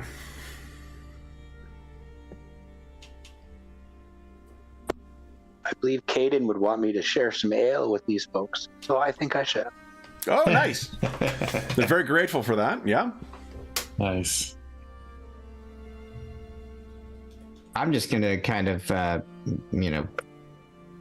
make my way around and introduce myself to all the various dozen people who are there. And I know some percentage of them are kids. Is it half and half? Is that what you had said? Or how many children are there approximately? Oh, of the 12, the kids probably make up about a third of that. So there's like 4 kids who have been thus far just listening to Kristaps. And the rest of you are able to, the other ones are the adults who are partially getting food ready, partially kind of doing all the things that you guys are used to. They have set up their caravans in such a way as to sort of create a bit of a windbreak on one side, and as you're introducing yourself, they'll all be very friendly. And I think for the kids, I'll entertain them a little bit with like a little bit of cantrip magic, like, electrical sparks and like, nothing like into the sky, like a, you know. Yeah. So not trying to destroy anything, like. You know. Watch this one. Acid arrow. You'll see Remy give you one of his rare kind of encouraging smiles when you do that, because he kind of finds it, you know, endearing when people engage in the performance. That's, yeah. Maybe I picked it up from you. So if give us a religion check, Drobinius. Okay. Here we go. Nat 20. 20, baby. So you would know the colors of Desna are, of course, lavender, purple, all those hues in between, violet. You know that the butterfly is her sacred animal. It's actually like her sacred colors are listed here as blue and white, but everything I always see from a Desna is always purple. So I don't know. I know from out of character experience that one of her like favorite animals is like a lunar moth. So that kind of plays into there. Oh, maybe. Yeah, just so that people aren't following the art order, because everything is fucking purple in her in every edition of PF1. It's the twilight night and the stars between, and they kind of blend together. Okay. So I love Desna. The reason, the reason I mentioned that is because if you wish to key your prestidigitation to being of those types of things, star-based, you know, stars and moths and those colors, it would most definitely play to the... I would love to do that, but as an evoker, I don't have prestidigitation. I have more, electric arc.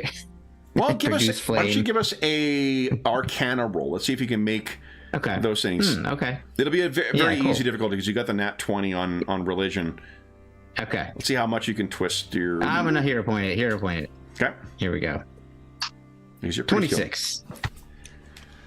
You're able to... It takes some effort, and I think, like, you've been studying in the books, you know, in the libraries for quite some time, and, like, this ordeal has been very challenging for you in a number of different ways, but this is a type of challenging you welcome.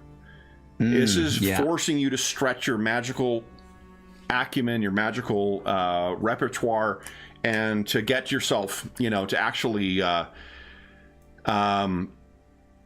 force your magics to improvise and do things that are not just rote recitation of the most basic of spells. Yeah. Does Drobinius enjoy that? Cool. Yeah, I think it's you know, he has spent so much time sort of isolated, you know, in a library reading, that he's not had a lot of interactions with people in general, but especially with children. That's a critical result too, incidentally. So you could easily, like, you could be surprising yourself with what you're capable of. I think that, I think something about all the experience that I've had the past 2-3 weeks has started to make me realize that there's actually more to myself than I even thought. I thought I had, like, I knew who I was and what I did, and I stuck to that and been sticking to it for forever. And suddenly I'm like, here I am playing and entertaining these kids and enjoying it, and which is something I never would have expected. Yeah, and okay, so that's fantastic. Brommel, Trog, and Shara, what do you guys wish to do? I'm going to grab something while you answer. I can still hear you. Remy may or may not. Don't help say what you normally. Drowinius.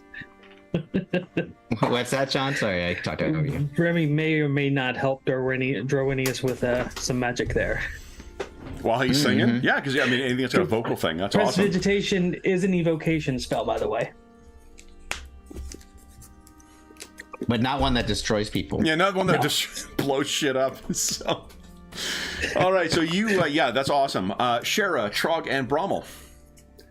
There is, sorry, I haven't actually opened yet, so there may be some sheen.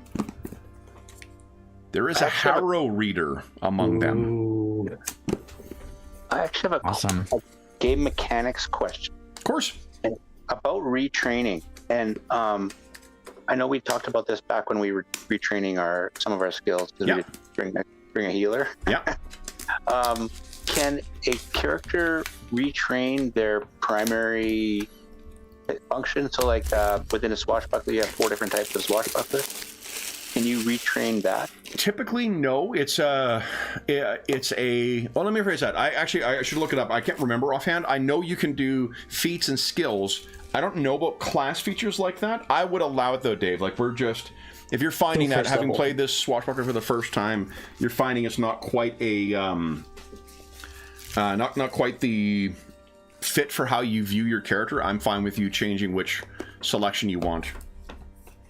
Okay. Well, it wouldn't really change my character except for how I engage in the combat section, because I would just pick one that I already have. Sure. The skills. So my skills would all stay the same and everything. I just would how I engage it. So if I'm fine with that. Which one are you thinking? Well, I was actually looking at the Battle Dancer. Oh no, not Battle Dancer, because that was the one with performance. Gymnast, because it allows me to just do things through like athletics or acrobatics. Yeah. Oh, instead of having to try and get that intimidate off? Yeah. Yeah. So yeah, and then that was a question I had prior to this, but also, can you do performance untrained? That's why I had performance on the brain. Yes, in PF2 you can generally use most skills untrained. There are just certain actions that are gated behind training. What are you thinking of doing? Then, you want to join in?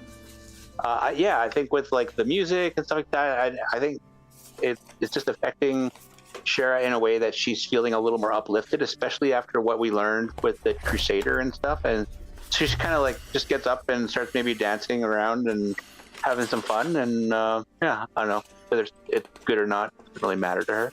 Okay. Hey, Kev, to answer that class feature thing, you can. It just generally takes a bit longer. Oh, does it? Okay. Yeah, it's up to the GM though. Okay. Well, your GM is a son of a bitch, so I don't know. She gets up and she does some dancing. Okay.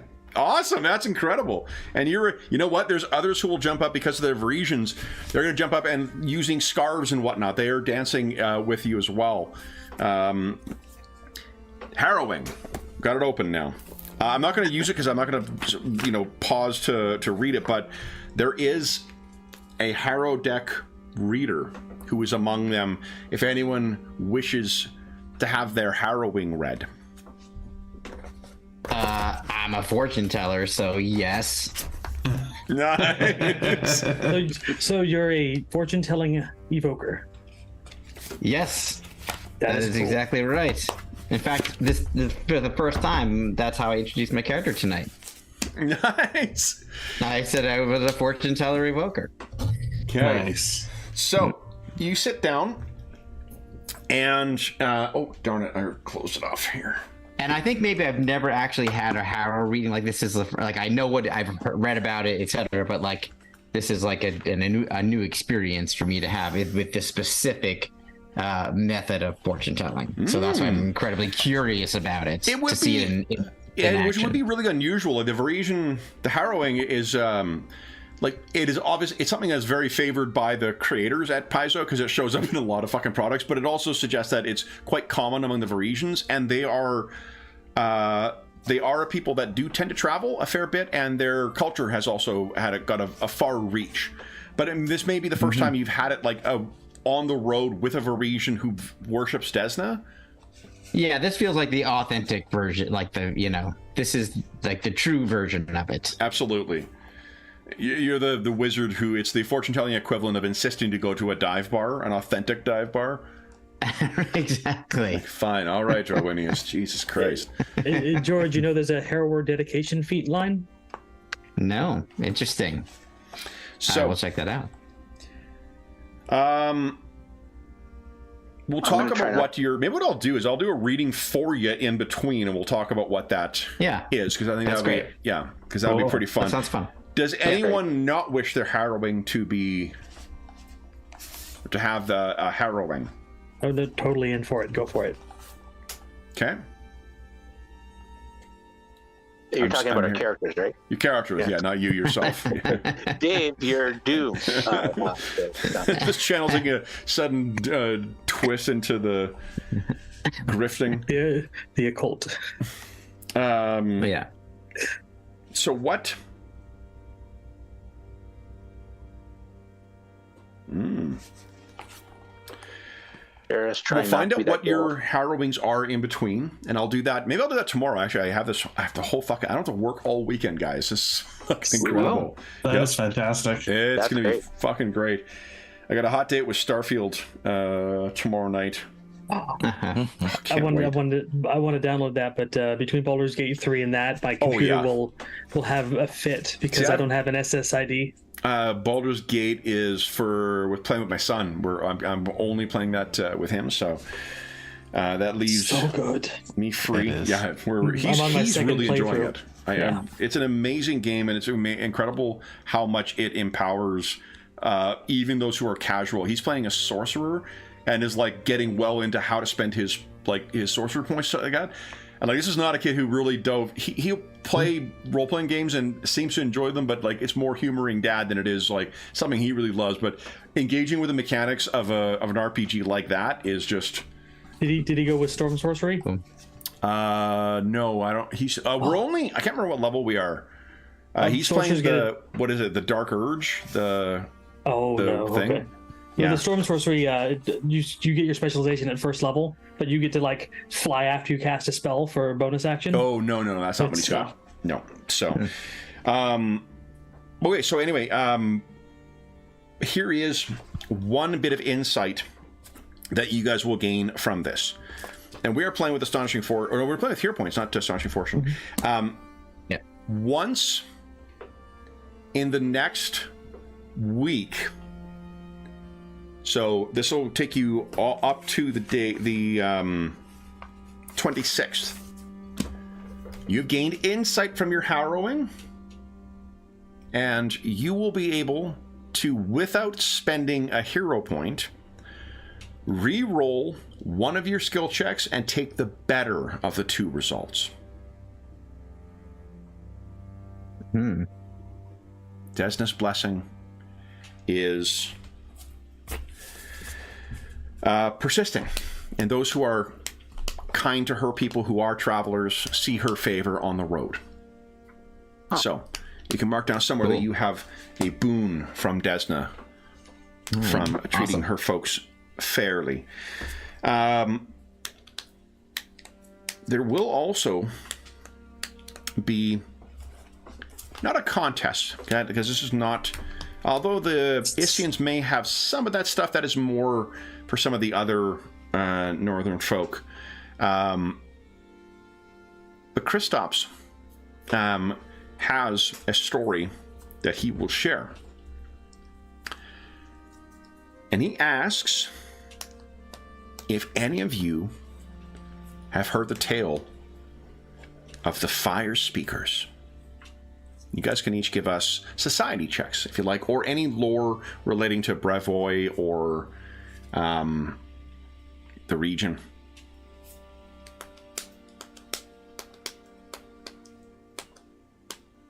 Anyone can hero point that as well, too. 22 for Brommel. Unsurprisingly. Yeah, I was gonna say. Exposition Lizard is like, yep, here. Remy is all about competitions, so there we go. Nat 20. No, well, look at that. So you've actually, yes, you are familiar with the Fire Speakers. And Kristaps says, well then, and he pulls out his lute to give you an opportunity to use your voice in a different way and tell the tale of the Fire Speakers. Now, I'm going to be paraphrasing for, I don't know why I said it was Australian there. I'm going to be paraphrasing for you for this, but this is the story that Remy tells you. To which Kristaps is nodding. The Fire Speakers are a secret order that of monks, but they do not seem to worship any one god, because they seem to speak of being servants of the heirs of Coloran. I'll put that in chat.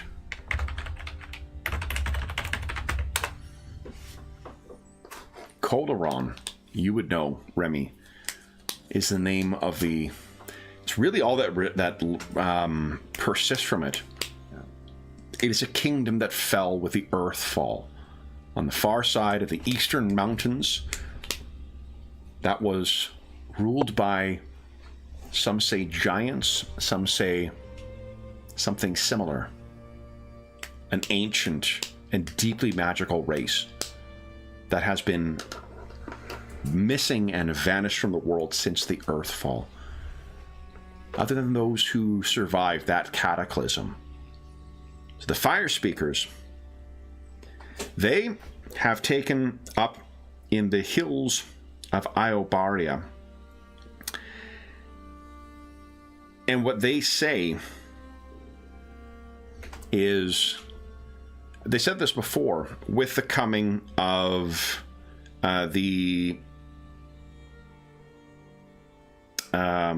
forgive me, I think it's the Sertova. No, Sertova's the one he's in now. It was...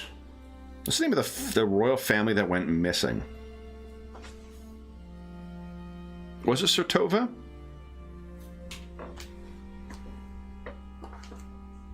Let me double check here. You guys, I can't read my handwriting, so...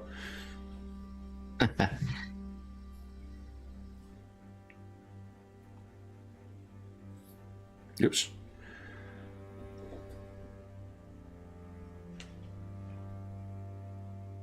Ah, right. House Rogarvia. House Rogarvia was the one that went missing. The heirs of Charles the Conqueror. Before Charles the Conqueror came, the Fire Speakers mentioned that 2 dragons would come. The first was Charles the Conqueror and his 3 red dragons, who raised to whom the Isians bent the knee, and for the Rosslanders, the Sword Lords of Brevoy, charred into submission. Technically into annihilation, but into submission. But they had spoken of a second dragon that would come. That was before House Rogarvia went missing. And now that House Rogarvia has vanished, the Fire Speakers still say that the second dragon will come. And those who are either utterly devoted to House Rogarvia, and although House Sertova was a loyal ally of House Rogarvia, there are some who still feel they are usurpers, and they are not the true recognized heir. The Fire Speakers have influence among those houses, and it is those Fire Speakers who likewise support the Dragon Scale Loyalists. Those fanatical devotees and spies of the Ruby Throne, sorry, the Dragon Scale Throne in the Ruby Fortress. We talked about this before when we were talking about the Oprichniks. The secret police. It wasn't the Oprichniks, it was the... Oh. We did this before too. Let me see. Terrible. The Black Tears. The Black Tears. So I have for secret police. It is, yeah. Yeah, the secret police, the Dragon Scale Loyalists. And yes, the Black Tears are said to be a gang in service. One of the members of in the Venn diagram, there's the Dragon Scale Loyalists. The Black Tears are one of those numbers. Got it. And it's said that it's this band of mystics hidden in the hills of Iobaria that whisper of the second coming And he kind of, I think Kristaps, after you finish telling your story, looks at the swords at Remy and Brommel's waist and says, it seems that with the vanishing of the first dragon, there are some who don't hear the beatings of the wings of the second. And if the fire speakers are correct, those who may raise swords and defy the will of the dragon scale throne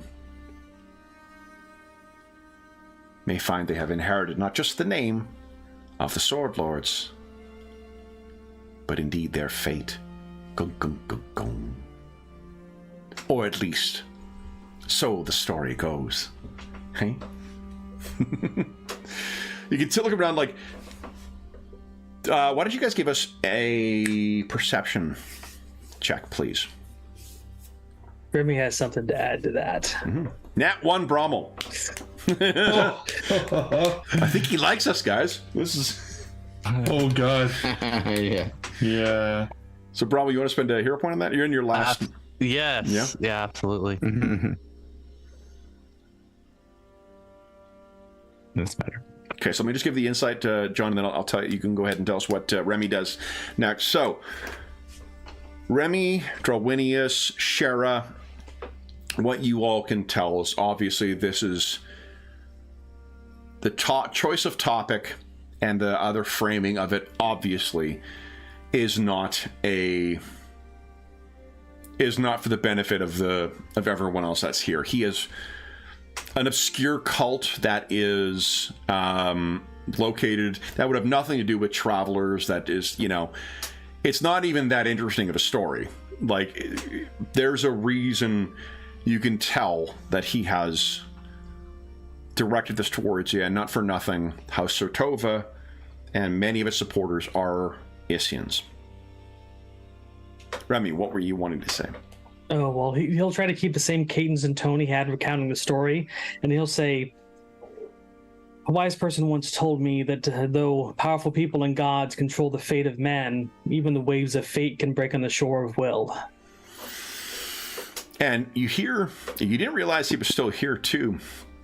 And Uligor says, and even dragons die. And Trog, you're a little surprised at how forceful it is. This is definitely like when he's at his, you've seen him at his terrible bandit stage, and he's at that right now. Oh. Look up. His hand rests on the sword as well. Like, you guys all have your Aldori, dueling swords or whatnot. He has a sword that would have been charred with the original House Lords, would it not be for a twist of fate. So this story, maybe it's not for any of your benefits. What do you guys do? He's not threatening you by any means, at least not openly. But it seems you have an heir to the Sword Lords among you. You have an identifiable sword that those in the know may know. And someone who is happy to remind Southerners where their place is, on their knees before the Dragon Scale Throne. I leave it to you guys. How do we end our session? Remy doesn't want to ruin the party mood going on, so he raises an eyebrow, looks at Uligor, and goes, "Smells like food's ready." Give us a diplomacy check, please. I'm gonna point that. I've got one left. Come on, yes. Yeah. So he looks at you, looks down at your sword. Yes, let us eat. So Remy and Uligor step away. What about the rest of you guys? Kristaps is not moving. He breaks once again to kind of a happier song, and because the kids were kind of distracted and bored, the two women who were dancing get up once again and start dancing with the kids to kind of get them to change their mood. Brommel, Trog, Shara, Drowinius, what are you guys thinking? I'll join in to help with the kids and keep them, distract them from this like kind of weird moment that just happened. I think Bromwell's trying to get a sense of the motives of the rest of the group, and if it aligns with what we just heard, or if he's coming from, the north and speaking for himself, that sort of read on it.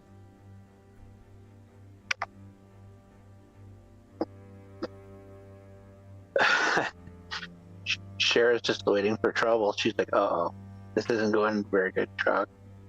No, this is not going very well at all. But I don't want to start something.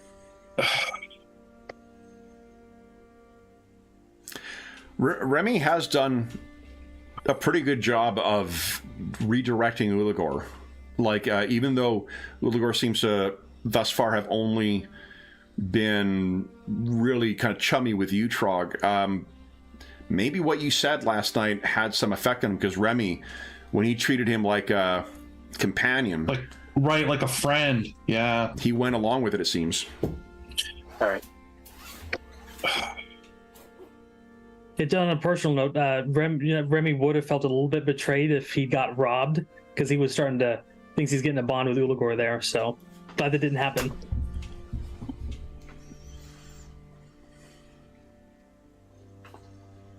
Trog? Let's follow Sure. Rem. She's trying to get Trog to maybe follow Rem. Okay. Yeah, that probably makes sense. I would go with them to try and sort of lighten the mood a little. Maybe Okay. try to make a. I don't know if he would have a joke or something, but he would definitely want to change the subject quickly. How is everyone feeling? Insulted, I guess. It's just a state of tension. A little nervous, actually. He recognizes Lord and is throwing insults. Then he could tell people. It's exposing us. Yeah. We still have a long way. Remy? Remy tries to keep things that are above his head so he doesn't have to worry about them. He feels like that particular topic is something that is way over his head, and he just needs to focus on making sure nothing explodes. So he's trying to, distract himself and Uligor. Okay. So, If Baz was here, she'd know what to do. With all of you contemplating what to do next, with an evening before you among the Desnans, I think the only thing we need to say then is, guys, welcome to second level. Wow. Awesome. So then, for those listening at home, thank you so much for joining us for session 14 of our ongoing our ongoing Kingmaker campaign. Fucking Friday nights, man.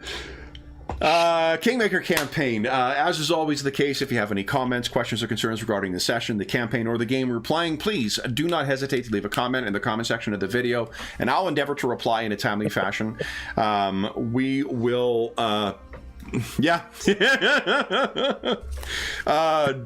let's see here. The Spires of Paradar is coming into its third year, I think, now, and second or third year, and it is, the guys are just level 6. They'll be level 7 in no time. In addition, there is also a link in the description of this video to the Dungeon Musings Discord server, where all of us are active, and we have channels there dedicated to this game, this campaign, and most other games we run on the channel. Wait, do we have one for this campaign? Maybe not. I need to set one up for it. No, I don't think so. I don't think so, no. Yeah. We're coming up on a year on this now, so I really should get that set up. And I was just joking, actually, by the way. What I think is great about Pathfinder 2 and maybe Pathfinder 1 is that, like, you feel like you have a full experience playing a first level character. Oh, totally, totally. You know what? It's great. It's that honestly, like the I decided about halfway through tonight's session. I'm like, you know what? Like you guys have done an amazing job of role playing these characters throughout the whole thing, and in particular for today to have. This is one of the nice things with the way we that I enjoy about the way we play games is by taking our sweet fucking time through it. But it doesn't mean we need to abide by. We're breaking most other rules, so why the fuck can't we just give you a level? It's easy enough for me to scale up the difficulty of anything that we're going to encounter that's an official part of the rules. And to be honest, the way that the campaign starts in the official product is not the way the original one did. It is something that's been adapted from the video game, so I don't even necessarily need to follow that in order for us to go directly into the actual campaign. Plus, who the fuck knows where the game's going to go? And now we are officially throwing our flag down with it. Plus, second level is a lot of fun because then you get the potential of getting archetype feats, right? So I have plans. Otherwise, we'll have to discuss them with you because where did that thing come from out of the blue? Yeah. So then, for those listening at home as well, there is also on the Dungeon Musing Discord server tons of channels dedicated to a bunch of other stuff like DM discussion or like convention chat or virtual tabletop discussions. It's a really great community that has built up over the years over there, and you are more than welcome to join us. There is also a link down below to to our friends at Noble Knight Games. Noble Knight Games is the preeminent unionized retailer of hard-to-find and out-of-print RPGs in North America. Not only do they have a wonderful selection of new role-playing games, board games, and card games, they have an unmatched selection of hard-to-find and out-of-print RPGs. If they do not have in stock something that is listed there, then you can put it on a want list, and they will send you an email when it comes in, and they do replenish the stock a lot more often than what you might expect. And when it comes in, or if you make any purchase of $10 or more through their website, be sure to enter the code FALLMUSER, all caps, all one word, at checkout, and you will save yourself 10% on your purchase. There is also a link down below to something called Heroes Save Villages. That is the charity fundraising campaign we run on the channel. It benefits the SOS Children's Villages International Charity, a really incredible organization active in over 130 countries, benefiting over 80,000 orphaned and abandoned children, including ongoing relief efforts in, Ukraine and the Israel-Palestine region and Afghanistan. I spoke actually to one of the directors today, and we got an update on sort of what's going on with them. There's a lot of activity, and in addition to the, I did not know this, but in addition to the children's villages that are built with it too, they're actively involved in a lot of like parental support, so to try and help parents who are dealing with challenges in different countries with raising their kids, whether that's poverty or disability or whatnot too. They try and help out with that as well. So it's not just a matter of orphaned or abandoned children. It's trying to make sure to help kids to be able to stay with parents who are struggling with whatever the circumstances are. So really incredible organization, and all donations that go through that link go directly to them. None of it goes to the channel or any other middleman. It just goes to help out to benefit the kids who are benefiting from their services. And as a small way of saying thank you, this year we have been running a 6-part Year of Ill Omens campaign. The campaign, thanks to the donors, has taken us all over space and time on the planet Earth, from the 1st century of the Roman Empire through Viking times, through the golden age of piracy, 70s Berlin, and we'll be concluding it at the end of this month with a session set in the 1980s. And I know I've said I've been excited for a lot of these sessions, but I'm really excited about this one. Last night I had a idea where everything kind of came together, and I think we can wrap up this campaign with a really fun session that'll be set in the 1980s, played with the D20 Modern system, and with our heroes playing unlicensed paranormal investigators. And again, in the 1980s, so it's going to be, I think, a lot of fun, a lot of nods to 80s influences and to the previous 5 parts of our campaign. I am super pumped for this. The last thing I will say, speaking of pumped, is a huge thank you to our stalwart Kingmakers tonight. So, Jamie, Jeffrey, Jonathan, George, and Dave. Thank you so much for playing tonight, guys. This was a really, really fun session tonight. I really enjoyed the detail-heavy role-playing tonight, so thanks very much. And congratulations on hitting level 2. I'm so sorry for the monsters that opens up for me to use against you now. I'm just... It's such a terrible thing. Then we will be back in the Stolen Lands to see what this Kristaps of the Mist is up to and what these insinuations are. And perhaps for them to investigate more about this Desnan camp. But until then, we hope that we gave you a few hours to take your mind off the troubles of our world and think about the troubles that our heroes on the road back to Restov are encountering. And until we see you again, stay safe, stay healthy, and happy gaming. See ya.